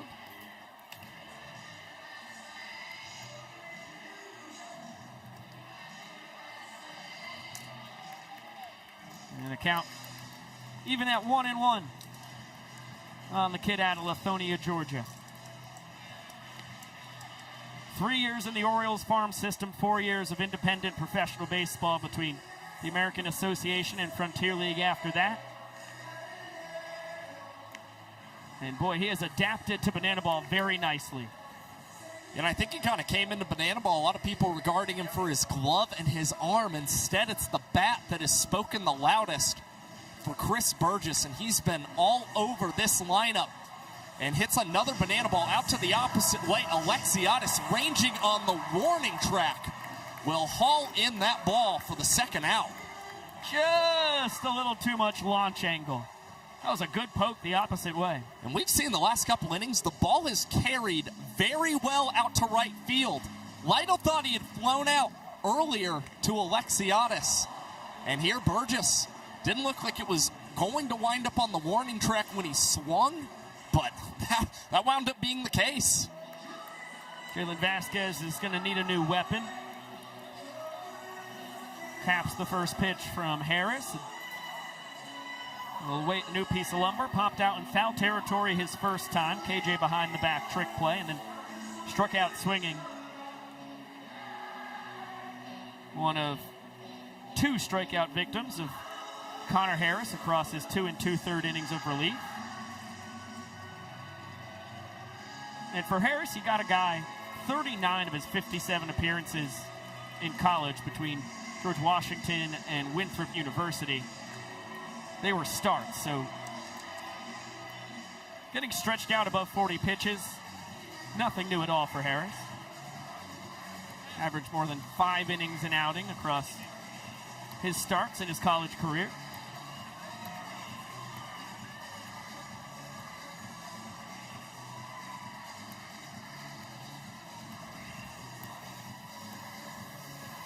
One, 2. Chopped foul, do it again. Harris got Vasquez on a high fastball swinging the first time these two faced off. There's a high changeup there. Another 1-2 pitch. Trick pitch. Fastball cut on and missed. Connor Harris fired up. Nabs the trick play and a big old celebration. Ty Jackson beating him on the mound. Well, of course, Ty Jackson's there to gas up Connor Harris. Coming away with something special to end that 6th inning. And the Nanners, all of a sudden, a key 3 trick play inning against the Clowns. Went to the elevated heat once again. And able to sneak it past Vasquez.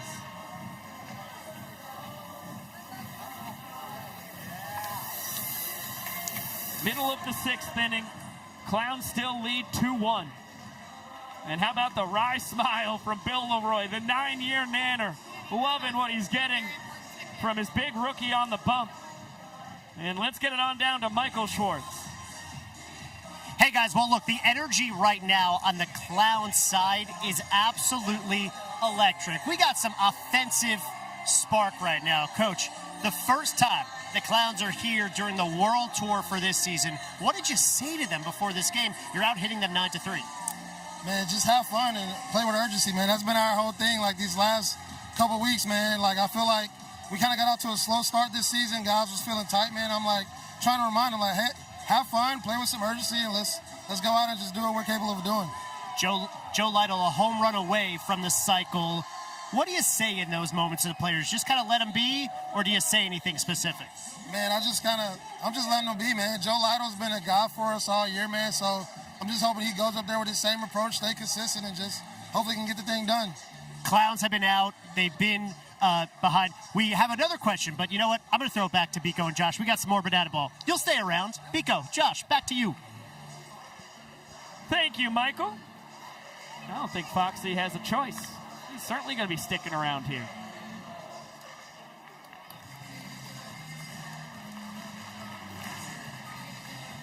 And Bobby Leday, hey, we got a mic on you? Stop playing with him. Welcome to the broadcast. Our pleasure. Well, we got Young Goldberg, Olsen, and then at the top, D.R. Meadows. Kobe Robinson is trying to make it 2 scoreless innings of relief as your boys have a 3-1 lead, looking to make it 4-1. And now you're straight into the sprint defense, and that'll hold MJG to just 1 base. What's it been like adjusting to banana ball, especially defensively, and having to be ready for those sprint defense chances when there's 3 balls on a hitter? A while to get used to a couple things. I'm still getting used to a couple things still, but for example, like one of the ball 4 sprints we had, I was on first, and I know this now, but I only got to second. I was supposed to get to third, and that was just bad. But I know now, so we live and we learn. That's what it's all about. Oh yeah. Quick 0-2 count on Olsen, who worked a ball 4 sprint his first time. Well, I'll tell you what, you're a quick learner, Bobby, because the trick plays are buttery. You're leading your team with 43, 3 of them on the evening already. Sokolov, the designated runner for the Nanners, gets a little attention from Kobe. And Wolf will give this a look, but it's going to get into the seats. How has the trick play progression come along for you, Bobby? It's a lot of fun, man. Ever since the first day we got out here, I've been having a lot of fun with it. For the most part, we want to win, so I don't want to try to do the most crazy. Oh! Yeah! Oh! Right on cue! Yeah. Oh, yeah. That was gnarly, Bobby! Appreciate you. Oh, wow! But yeah, I don't try to be too flashy with it. I just try to do the most simple trick play I can go to, especially in a tight situation. You nailed it right there. Oh, yeah. Let Prime add the flash at first. Oh, yeah, Primer over there, he's automatic. Are there any other teammates of yours whose trick plays just really make your jaw drop? Definitely Wolf. Oh, yeah. Definitely Wolf. Brian, I don't know how he does that backflip catch, but props to him. Props to him. Yeah, I don't know either. I'm still working on how to do a backflip. Yeah, I learned that one a couple years ago. I learned a new one before the tryout, which was a lot of fun. Oh, I'm here with you. I'm here with you. That's you. Oh, yeah. Well, that'll do. Well, it was quick, but it was a blast. Thanks for joining us, Bobby. Thanks for having me. Bobby, keep up the great work out there, man. It's so much fun to watch you play. Yes, sir. Thanks. There goes Bobby Leday, ripping a sweet trick play, well mic'd up, in the middle of a 1-6-3, double trick play, double play. And you get another look at JV popping it to Gray coming in behind him. So a 3 trick play inning for the Clowns. And don't look now, but Kobe Robinson, 2 scoreless innings of relief. And Forrest Gump has returned at long last. I can only imagine he's gone coast to coast based on the beard that he's picked up and the following he has amassed, which is really just splitting a bunch of kids. But, you know, it's pretty impressive either way. I'm pretty tired. think I'll go home now.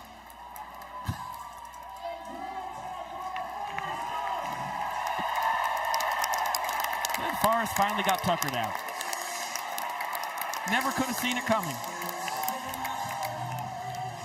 Now what are these folks going to do?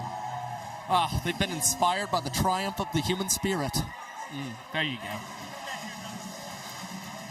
Who shall they follow now? Maybe the new man on the mound for the Bananas, Jacob Bazala. I'd love to follow him. Bazala, the kid out of North Huntington, Pennsylvania. Nanners' 10th round draft pick. Stupendous start to his young banana ball career.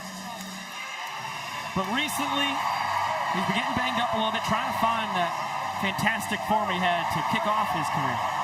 Yeah, it's been the long ball that's affected Bazala quite a bit recently. When you think about the go-ahead home run that Ben Parker collected against him here in Grayson Stadium and the walk-off 3-run homer Burgess had last Saturday night. So a big focus for Bazala, just trying to keep the ball in the yard because strikeout to ball force sprint rate still phenomenal. And really, you haven't seen any kind of difference in mechanics or anything else as far as this season's gone for the banana ball rookie. Yeah, Bazala's given up multiple runs in 3 straight outings, but the middle child in that run, they were both unearned runs, so only 5 of the 7 runs across that stretch have been earned.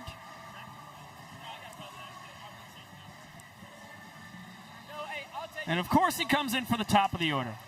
Can't make it easy on the man. And he's got to be hoping he can get a couple trick plays behind him. 42.9% of his outs in the month of May recorded with some trick plays. And Kyle Jackson and Alex Ziegler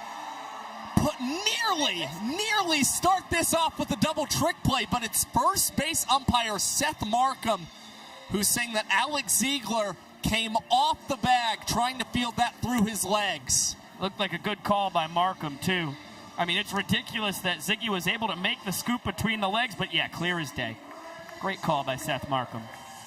Nanners lost their challenge earlier in the game, so they couldn't have put that under review even if they wanted to, and fans did a good job not pulling the trigger on it, as JBJ able to hold up, count even at 1-1. That'll be a trick play missed on Ziegler over at first. And a little extra spice on what would have been the second mind-melting double trick plays teamed up on with KJ on the ball game.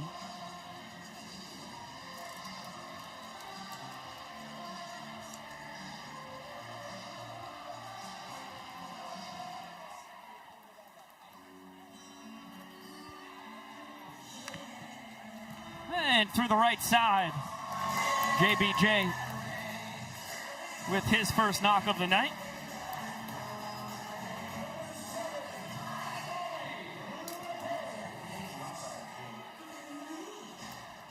But aboard for the 3rd time in 4 trips to the plate. And a trick play missed, a seeing eye single. All of a sudden, a couple ducks on the pond with no outs as Leday scorches that foul. Strikeouts his first 2 times to the dish, then towering fly out to rack and left his last trip. And even as the home team, it makes trying to rip trick plays a lot more difficult because you're trying to keep your opponent off the board. I mean, you want to negate an equalizer point, but you also just want to negate points that they can score the old-fashioned way with offense. Nasty bender from Bazala, gets Leday swinging. That's a big first out. That thing disappeared. It's part of a 5-pitch mix. Fastball about 88 to 92 miles an hour, as the slider just misses the outside corner. That's low 80s, curveball high 70s, splitter mid 80s. Once in a while we might see a knuckleball. That'll probably be in the 60s when it comes to miles per hour. Joe Lytle's going to be breaking out the big swings here. He is a home run shy of the cycle. Single his first time. triple in the third, double in the fifth. Yep, deep breath. You see him trying to compose himself, and don't let it be forgotten. His final spring training game against the Party Animals, Lytle did hit for the cycle here in Grayson. Diving stop. Ryan Cox can't get it to Olsen, though. And great base running. Gray's going to come in and score from second.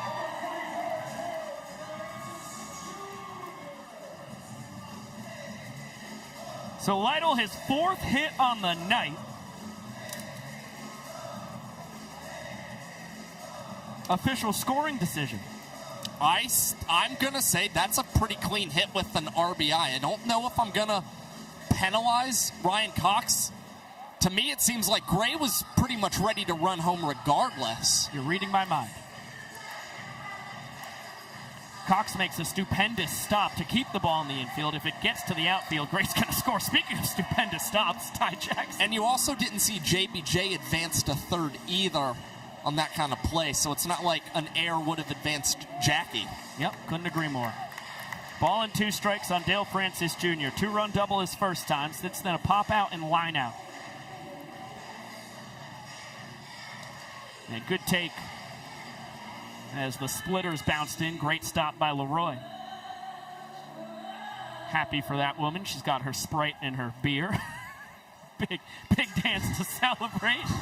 A winning combination. There's a water in there, too. She's also mixed in a water. All the necessities. 3-2 pitch. 2 on, 1 out. Swing and a miss. Bazela to the off speed. And his second punchy. Well, this is what Bazela's done exceptionally well this season, is continue to rack up those strikeouts on the pitcher's mound. A 22% strikeout rate entering play tonight. And that's climbing even higher with punch-outs of Leday and now Dale Francis Jr. Correll Prime 2 for 2 on the night. Giving Alexiadis an opportunity. Tip drill, you bet. DR coming in to the hat. And it's the second time in as many innings it's been a tip from Alexiadis to the hat catch from Meadows. As we are all tied up, 13 trick plays apiece. As the Clowns look to earn the equalizer point for the first time since their first game in franchise history, all the way back on February 27th of this year. As you get another couple looks at the double trick play. And we welcome you back inside. That's Josh Talevsky. I am Biko Scala. Happy Thirsty Thursday, YouTube. Again, thank you so much for spending it with us here on the Savannah Bananas YouTube channel. The chat has been fantastic tonight. It's been a blast to try and keep up with, well, the craziest, most chaotic, entertaining game in all of sports goes on down on the field. Yeah, I mean, this has been a killer contest so far, and once again, a really impressive performance for Indianapolis so far tonight. You consider what they've continued to churn out offensively. We've already talked so much about the defense, but you're not able to do that without excellent pitching, and Daniel Foster really set a tone early. And then Kobe Robinson, boy, he has taken the ball and run with it. And I'll tell you what, there's not much that fires up Josh and I more than getting to tell the stories of the players here in Banana Ball. And Nick Wilson, a fantastic rookie, has a very interesting one, and one close to your heart, Josh, as a guy who is legally blind up here in the booth. Let's learn a little bit more about how Nick Wilson deals with the exact same thing.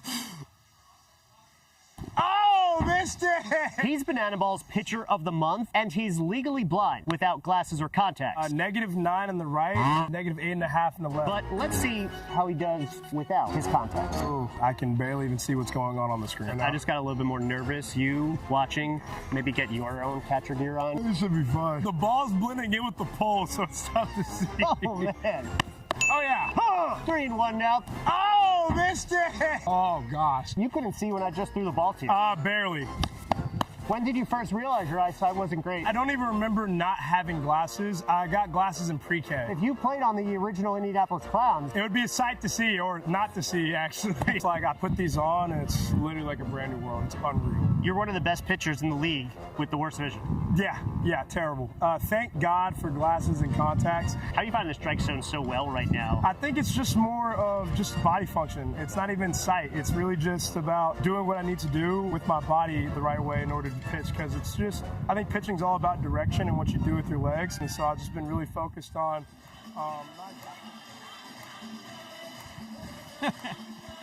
Oh, man, thank you very much, Michael Schwartz, for that fantastic piece. And right on cue, Nick Wilson into the ball game with his contacts, so he very much knows where he's thrown these things. Dan Oberst, he knew where it was coming as well. Barrel out to the wall as he will park it at second base. 3 pitches into Nick Wilson's outing. It's a booming double for Danny O. And the inning tying run is in scoring position. Well, Nick Wilson is really effective strike thrower. And the guy, you know, this may not be common knowledge yet, but he was named May's Pitcher of the Month for the Indianapolis Clown. Already the second Clown to win that award this season. Wilson, 13 2/3 innings pitched, a 1.98 earned run average, and he only allowed 1 sprint in that span as he misses away to Jackson, and Oberst swipes third base.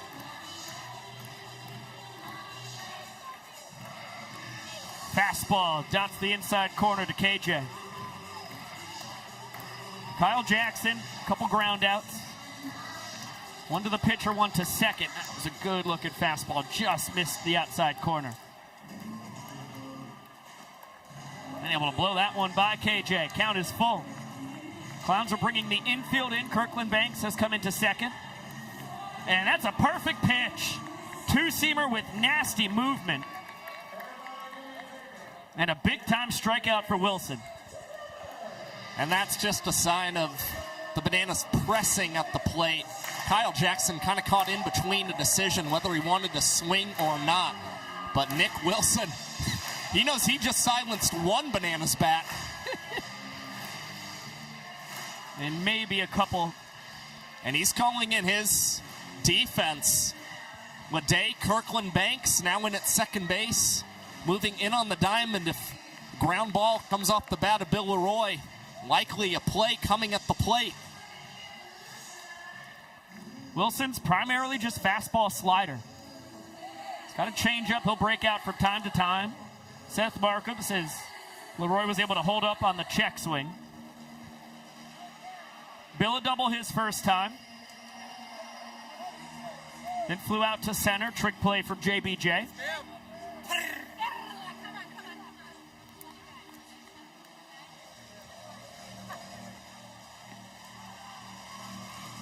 Slider, inside corner, evens up the count. Big 2-2 pitch. Heater just misses.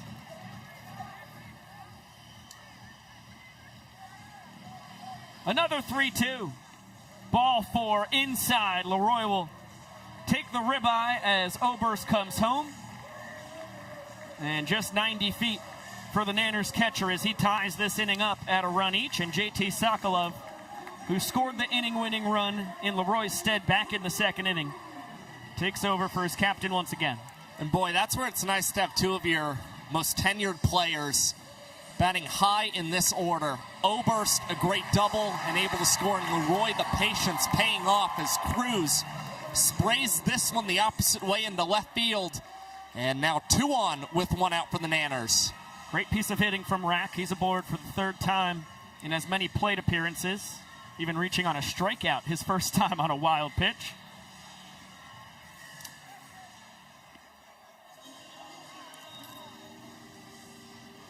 Alexiadis had the aforementioned walk-off double to bring in the only point of the ball game for the Bananas. Won the second inning. They haven't claimed a frame since.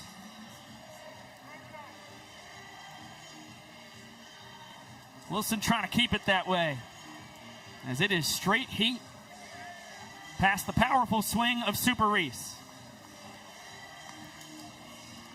Fastball up, count even at 2-2.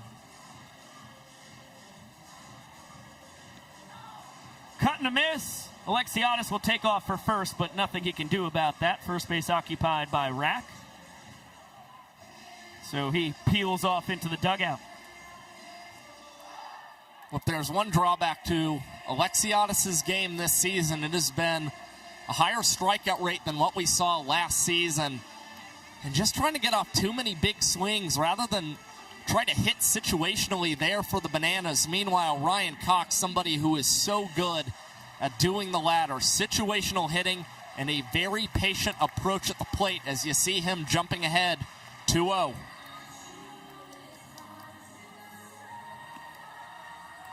Wilson had gone 3 innings against the Nanners this year without allowing a run. And only 2 hits and 2 strikeouts.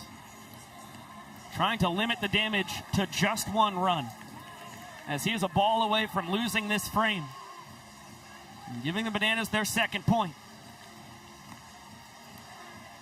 Heater right down Broadway. Runners will be off on the payoff. Peppered to Leday. He bobbles it between the legs over to first. How Bobby Leday got a trick play on that, I do not know. It's his 4th of the ball game, and in a huge spot as Wilson strands the inning-winning run in scoring position. That is a huge play from Bobby Leday and keeps the Bananas from earning another point in this ball game. I'll tell you what, that's one of the clutchest plays the Clowns have gotten all night, whether you consider the hits or what they've done defensively. And it goes back to what we were talking about with Bobby a few innings ago as we welcome you back inside. He is just so gosh darn smooth. I mean, this is a guy who won a JUCO Gold Glove.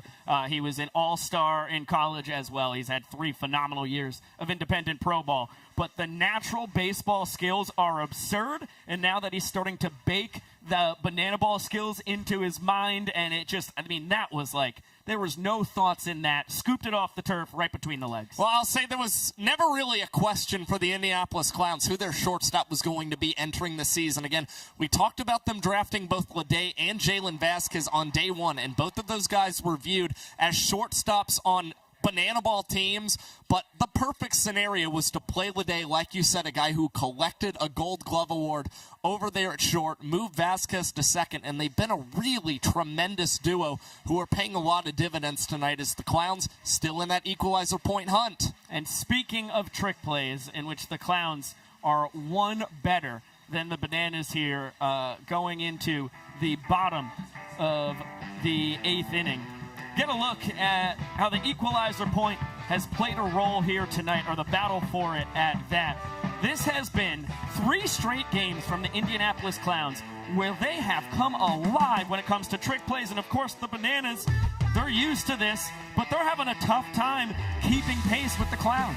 Yeah, I mean, ordinarily, the Bananas are in control, but I think you are seeing the Clowns pitchers are able to get a lack of quality contact against this Bananas team. You've seen a lot of choppers hit to these infielders throughout the night that has given the Clowns plenty of trick play opportunities. I mean, they just continue to beat banana ball after banana ball into that ground, and that usually spells good things for infielders. All they do in practice is try and rip trick plays. So for the Bananas to try and negate this Equalizer Point, they're going to have to make a lot better contact up at the plate. We'll take a look at how it has gone so far tonight.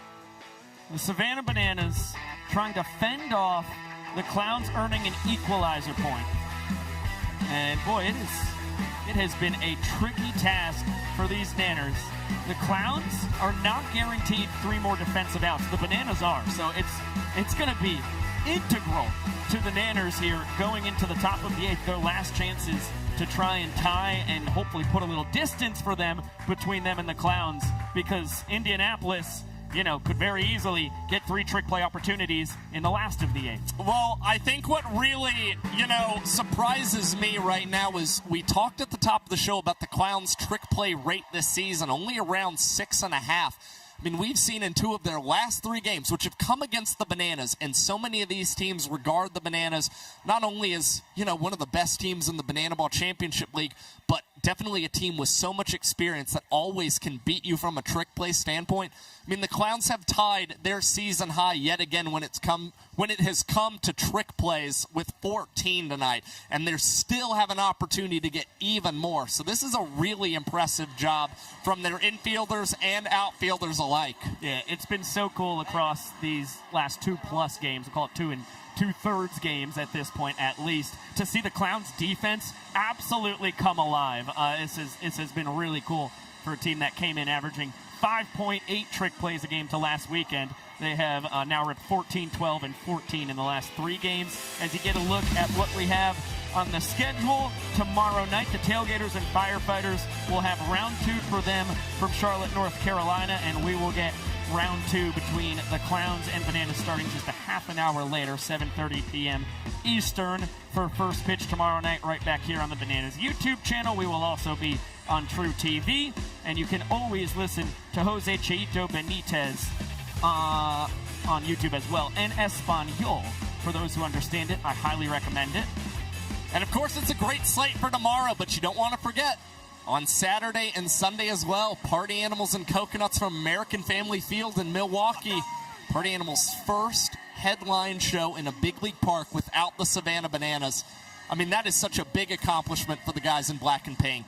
Yeah, that is going to be must-watch television over on the Party Animals YouTube channel Saturday night, Sunday afternoon. As you get a look at the numbers for Grant Besser, the Bananas' 4th-round draft pick out of Bern, Indiana.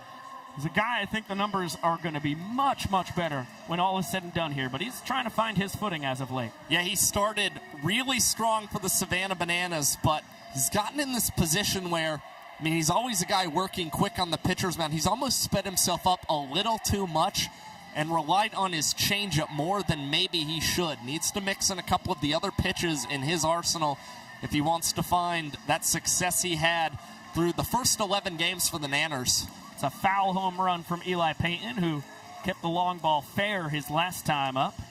Solo shot. Ended up being the difference in the 6th inning. Got the Clowns their 4th point. Besser having trouble with that.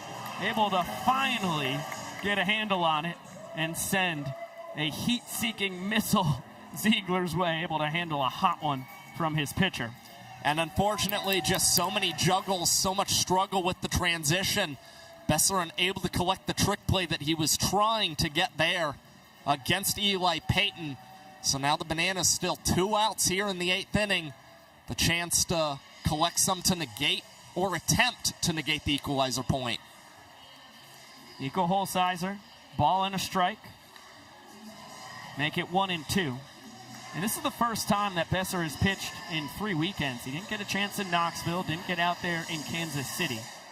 This is the first time since May 16th that he's been out there, but he pitched twice that weekend against the Coconuts, and maybe starting to find it again. Fastball blown by Nico. Well, it is surprising for Grant Besser, a guy who has 2 trick pitch strikeouts this season and a head 1-2 against Holsizer, not going to any kind of 360 pitch transfer between the legs or anything there for the Bananas. And now they're in a really precarious spot. If they can't get a trick play on the final out of this frame, the Clowns will earn the equalizer point. I'll tell you what, Chris Burgess is going to make sure it doesn't happen against him. He is 3 for 4. Just seeing the banana ball so well. Little foot tap with Willie Carter, his first base coach. And we'll give way to Malachi Mitchell for the 3rd time here tonight. Give Burgess a well-deserved breather and a chance for him to put the gear on, suit up, prepare to catch the bottom of the 8th inning. Kirkland Banks inserted defensively a couple innings ago. He's in the 10 hole here for Jalen Vasquez. Goes back to how crowded this bottom of the lineup and second base spot is for the Clowns. Banks, really a phenomenally talented banana ball player. He's played 6 different positions already this year for the Clowns. And now has a 2-2 count on him. Besser will check on Flash.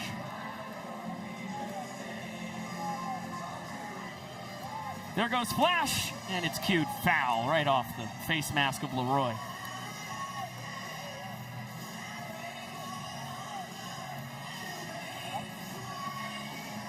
Banks out of Lake Charles, Louisiana. Spent his entire 5-year college career at Lamar University. 3 years of independent professional baseball before finding his way to banana ball. And put on a show at the Dallas workout. Homer on the final pitch of the day. Payoff pitch here. Able to spoil another 2-strike offering from Besser. I'll tell you what, every time Banks is making contact, even on these foul balls, when you see Leroy and Ziegler trying everything they can. How about Grant Messer? Oh my goodness! Full count pitch, and he's able to land another trick pitch strikeout for the Bananas. Fading away from the mound. He breaks off a downright disgusting changeup. I mean, that's the kind of nastiness off a trick play that should be illegal. How did he keep his balance? How did he go off speed off of this nonsense? So nice you get to see it at least thrice. I've lost count at this point. We're just flexing our muscles camera-wise as we bring you back inside. I don't know if you remember, but that's Josh Biko. I've only seen us a couple times as of late here, but it bears repeating once in a while. That was one of the most exciting defenses of the Equalizer Point we have seen in the sport so far. Of course, Clown's still a great chance to claim it in the bottom half of the 8th. Yeah, and if it remains tied, there will be no Equalizer Point earned tonight. So a great job by Grant Besser tentatively to make sure the Clowns are not able to grab it, but they've got 3 outs to play with. The only problem is Clowns scoreless in the top of this inning. So one swing from a Bananas bat to start this bottom of the 8th, they not only get a point, but they negate an Equalizer Point as well. So you'll see what that offensive strategy looks like for the Bananas, but that certainly is an approach that they could take. There's a lot of moving pieces going into the bottom of the 8th inning here. Late stages of a really fun banana ball game to open up a 3-game set. We've got 2 more of these this weekend between 2 more games between the Clowns and Bananas this weekend. A little while ago, the Banana Nanas were dancing, and we didn't get to see it live, but thank goodness we've got these wonderful replay machines. We would like to take a look at what the Banana Nanas were able to break out here just a little while ago for us.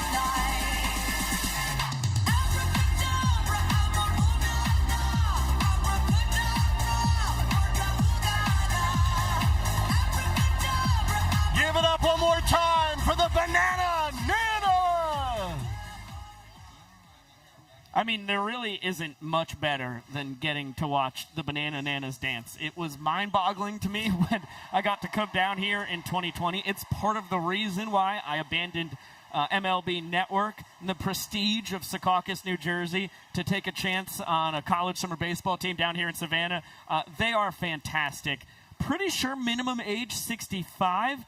Could fact check me on that. Nana Karen, I'll check in with you after. But I don't think you can be a Nana if you're below 65 years old. Similar to AARP, maybe that even starts earlier. I'm not an expert yet. I kind of think AARP starts even earlier, to be quite honest with you. 55? I'm also pretty positive that we're still doing some pregame auditions for Nanas, correct? I haven't seen one in a minute. But we're not doing them here in Grayson? I don't know why they would stop. Yeah, it's like sometimes you get the Banana You got to keep the pipeline going. Right. Sometimes you get the Man Nana tryouts. We found some serious talent from both pregame ceremonies as Nick Wilson is out there getting loose for his second inning of relief. You know, I bet Nick Wilson is glad that he's got those contacts to be able to lay his peepers on the banana nanas.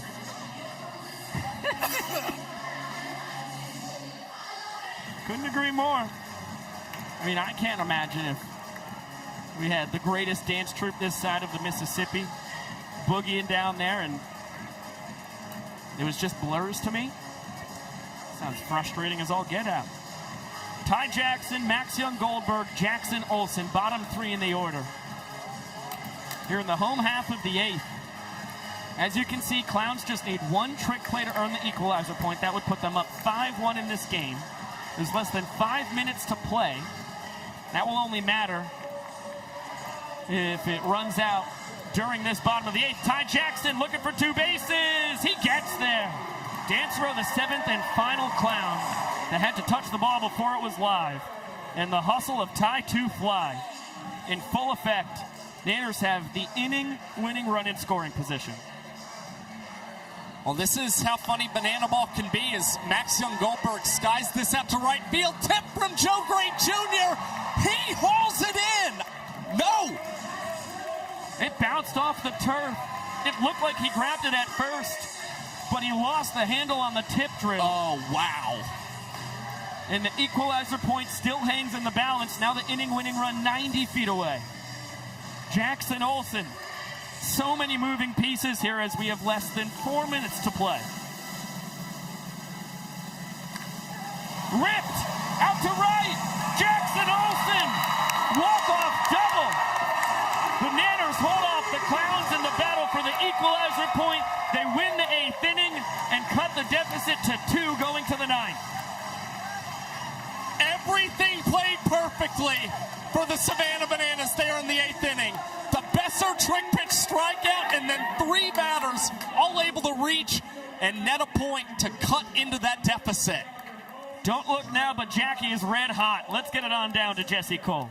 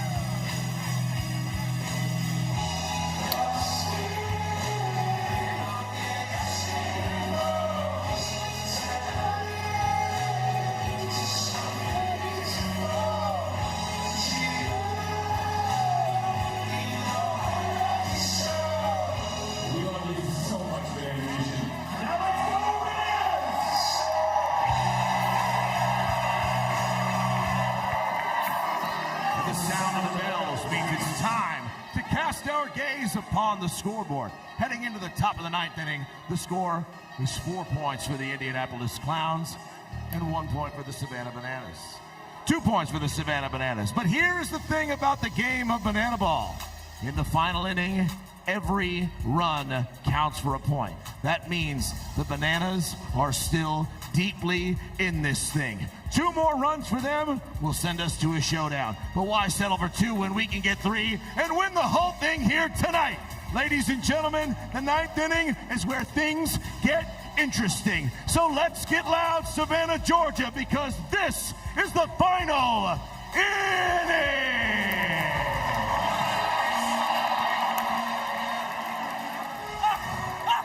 The best closer in the history of banana ball. Danny Hosley just spiked one. His catcher, Bill Leroy, ended up blocking it, but in an uncomfortable spot. That's the look you got off Danny Do-It-All there. The numbers, video game-esque. 24 strikeouts to 2 ball 4 sprints, a microscopic 0.48 ERA. He's just been absurd for the Savannah Bananas all season long. I mean, for every 12 strikeouts that he generates, then he gives up a ball 4 sprint. That's his ratio this season.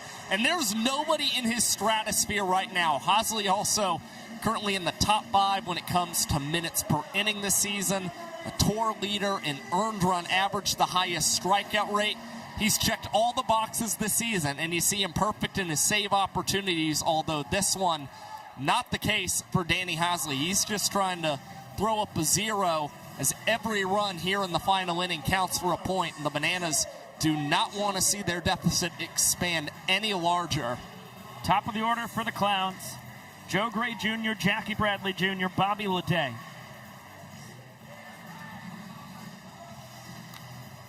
Combined 15 homers between the 3 guys for Indy due to swinging.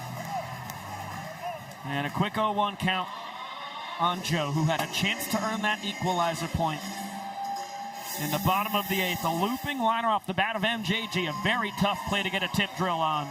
He nearly secured it, could not pull it out. It would be a 5-2 game if he landed the plane on it. Golly. Drone buzzing the tower of Danny Hosley as it's a 2-1 count. Did he hold up? No.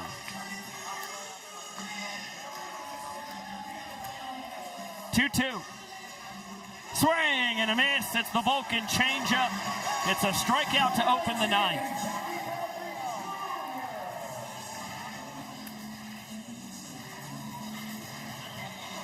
Filthy. I mean, that's just rinse and repeat. That's what you're used to. It's insane. I mean, there's nobody who strikes out guys at the capacity of Hosley, and you've almost become numb to it because he's just been doing this for so long since he entered the sport in 2023. Now, the only guy who's given him a hard time is Jackie Bradley Jr. 2 knocks against Hosley last weekend in Kauffman Stadium. Fold on the changeup there. JBJ behind 1-2.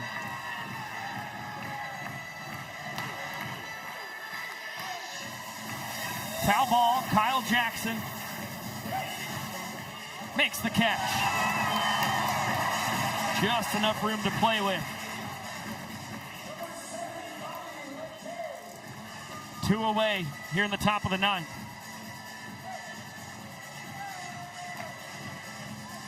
Bobby Leday looking to get off the schneid. Obliterates that foul. 0 for 4, a hat trick of strikeouts and a flyout.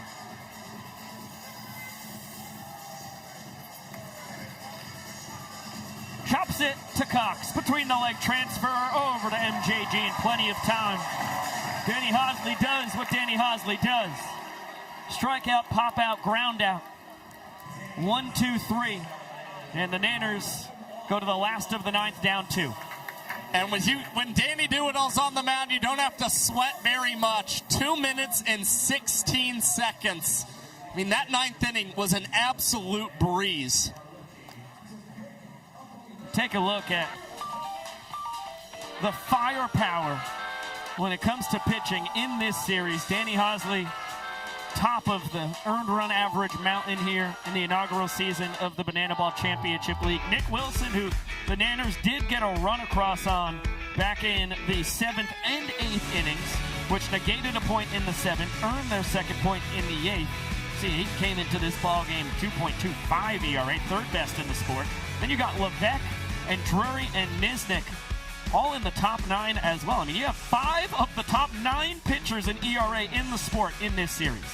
Well, you've got 2 Banana Ball vets, Nisnik and Hosley, 2-time All-Stars, and then a handful of first or day 1 selections in the Banana Ball player draft. Drury and Levesque for the Bananas, and Nick Wilson, who is still on the mound for the Indianapolis Clowns. They have used this guy in so many different capacities this year. And tonight it's that fireman's role. Just come in the big moments, try and get those key outs.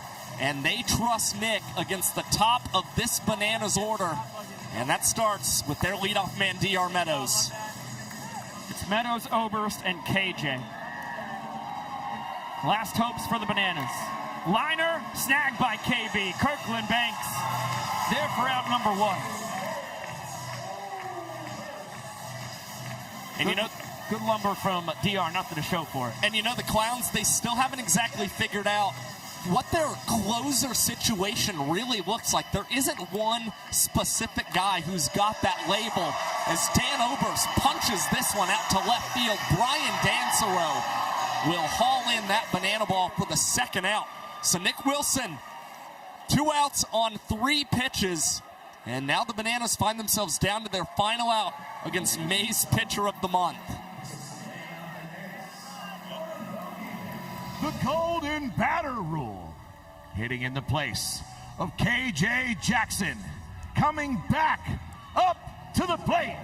Ladies and gentlemen, please welcome Dan Oberst. This is a fascinating chess move by the Bananas. Oberst flew out to left on the previous pitch, takes a deep breath. He's now 1 for 4 on the night. And hits in the place of Kyle Jackson, who was 0 for 3. But I mean, you're substituting your 2-hole hitter in for your 3-hole hitter, just trying to pass the baton to Bill Leroy. We saw Oberst with the double against Nick Wilson in the 7th inning. Meanwhile, Jackson 0 for 3, soft contact, a strikeout.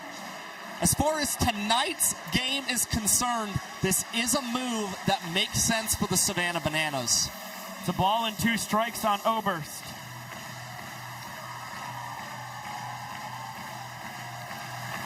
Slow tapper foul will do it again.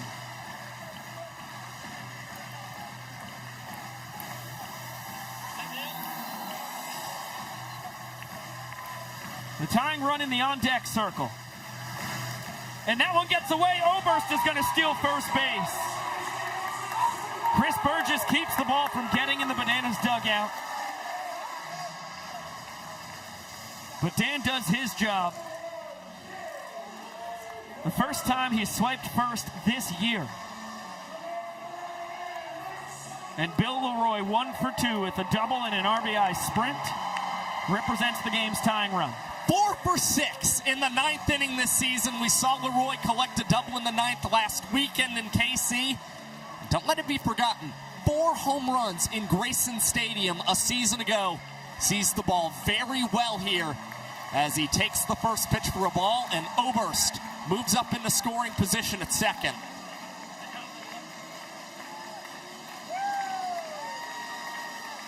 Foul ball.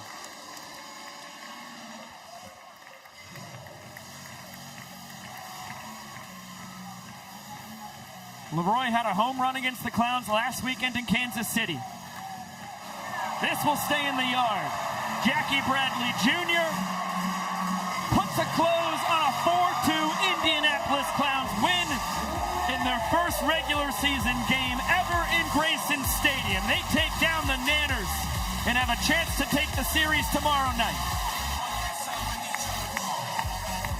Nick Wilson able to get the job done for the Indianapolis Clowns across the final 3 innings tonight. And while the Clowns might not have earned that equalizer point, they still hit their way to victory here in Grayson Stadium. A really impressive game overall, especially considering they got a 4 for 4 performance from their extra hitter, Joe Lytle. Nick Wilson now a perfect 2 for 2 in his save opportunities in his young banana ball career. And the Clowns, after taking 2 games out of 3 from the Party Animals a couple weekends ago in Tacoma, splitting the 2-game set last weekend against the Bananas in KC. They've got a chance to beat the Savannah Bananas in a series for the first time in their young franchise's history.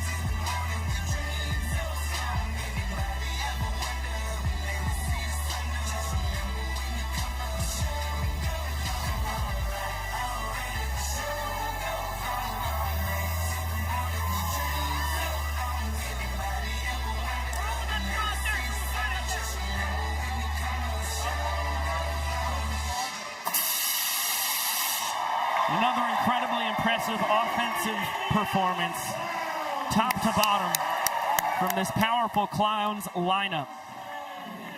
They tally 12 hits, producing 4 points. They come one trick play shy from earning the equalizer point on the defensive side. And Michael Schwartz has our showman of the game. Hey guys, anytime I'm sitting next to Joe Lytle, I gotta sit because again, that perfect sit in Greenville, but almost perfect here with the cycle. What was the mind games? How do you like teeter between like I want to hit a home run, but I just want to win for this team? Yeah, I mean, I only took one homer swing, and you saw it. I looked over at Fox, and I was like, my bad, that's my one. But, then I just tried to barrel it up. See ball, hit ball, it's not that hard, but it's kind of hard, round ball, round bot, squared.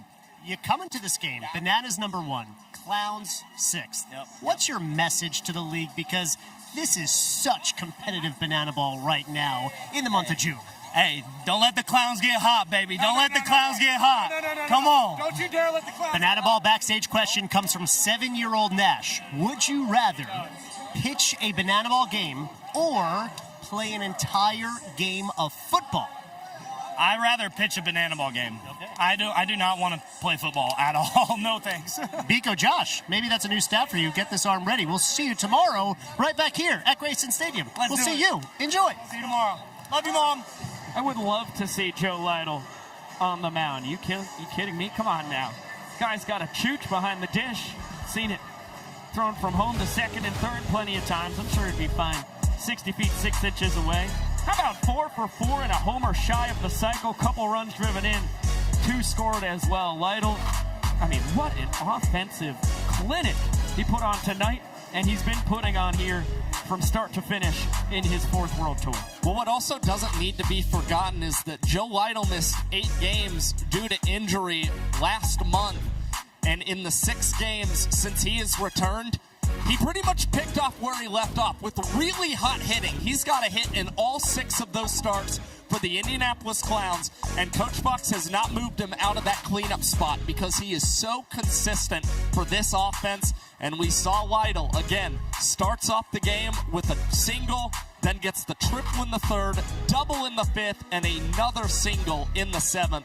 A great all-around night for the Clowns extra hitter, who I know is very excited about getting behind the plate very, very soon. Yeah, still coming back from that knee injury. So Lytle, when he is healthy enough, will certainly be back behind the plate as we welcome you back inside the booth. Josh Talevsky, Biko Scala, thank you all again so much for spending your Thirsty Thursday with us here in virtual Banana Land.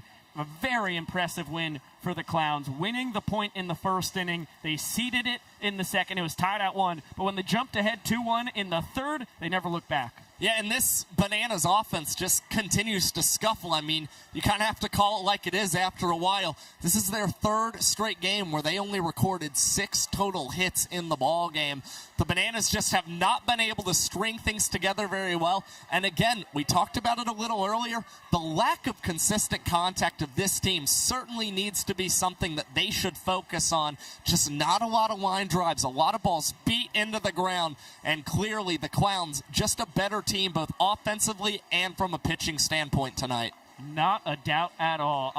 I, unfortunately, will be in wedding land for the rest of the weekend. So Josh Talevsky has the keys to the kingdom each of the next 2 nights. He is going to do a fantastic job. I cannot wait to watch from upstate New York. A big shout out to our entire cast and crew, our producer Chadwick Folkstead, our director Alex Gross, and our incredibly talented folks in the control room and on the field here over in Grayson Stadium. For Michael Schwartz, my man Josh Talevsky, who will be on the play-by-play and color commentary each of the next 2 nights. That's not just one job, that is 2 jobs for just one man. That's how good it's going to be. I am Biko Scala saying so long for now. I will see you in Lincoln, Nebraska on the call, and I will see you in the comment section each of the next 2 nights. Indianapolis Clowns victory 4-2. They've got a chance to take the series tomorrow night. Again, it will be first pitch 7:30 p.m. Eastern as we get the 2nd of this 3-game set between the Clowns and the Nanners. And until we see you tomorrow night, we will see you later!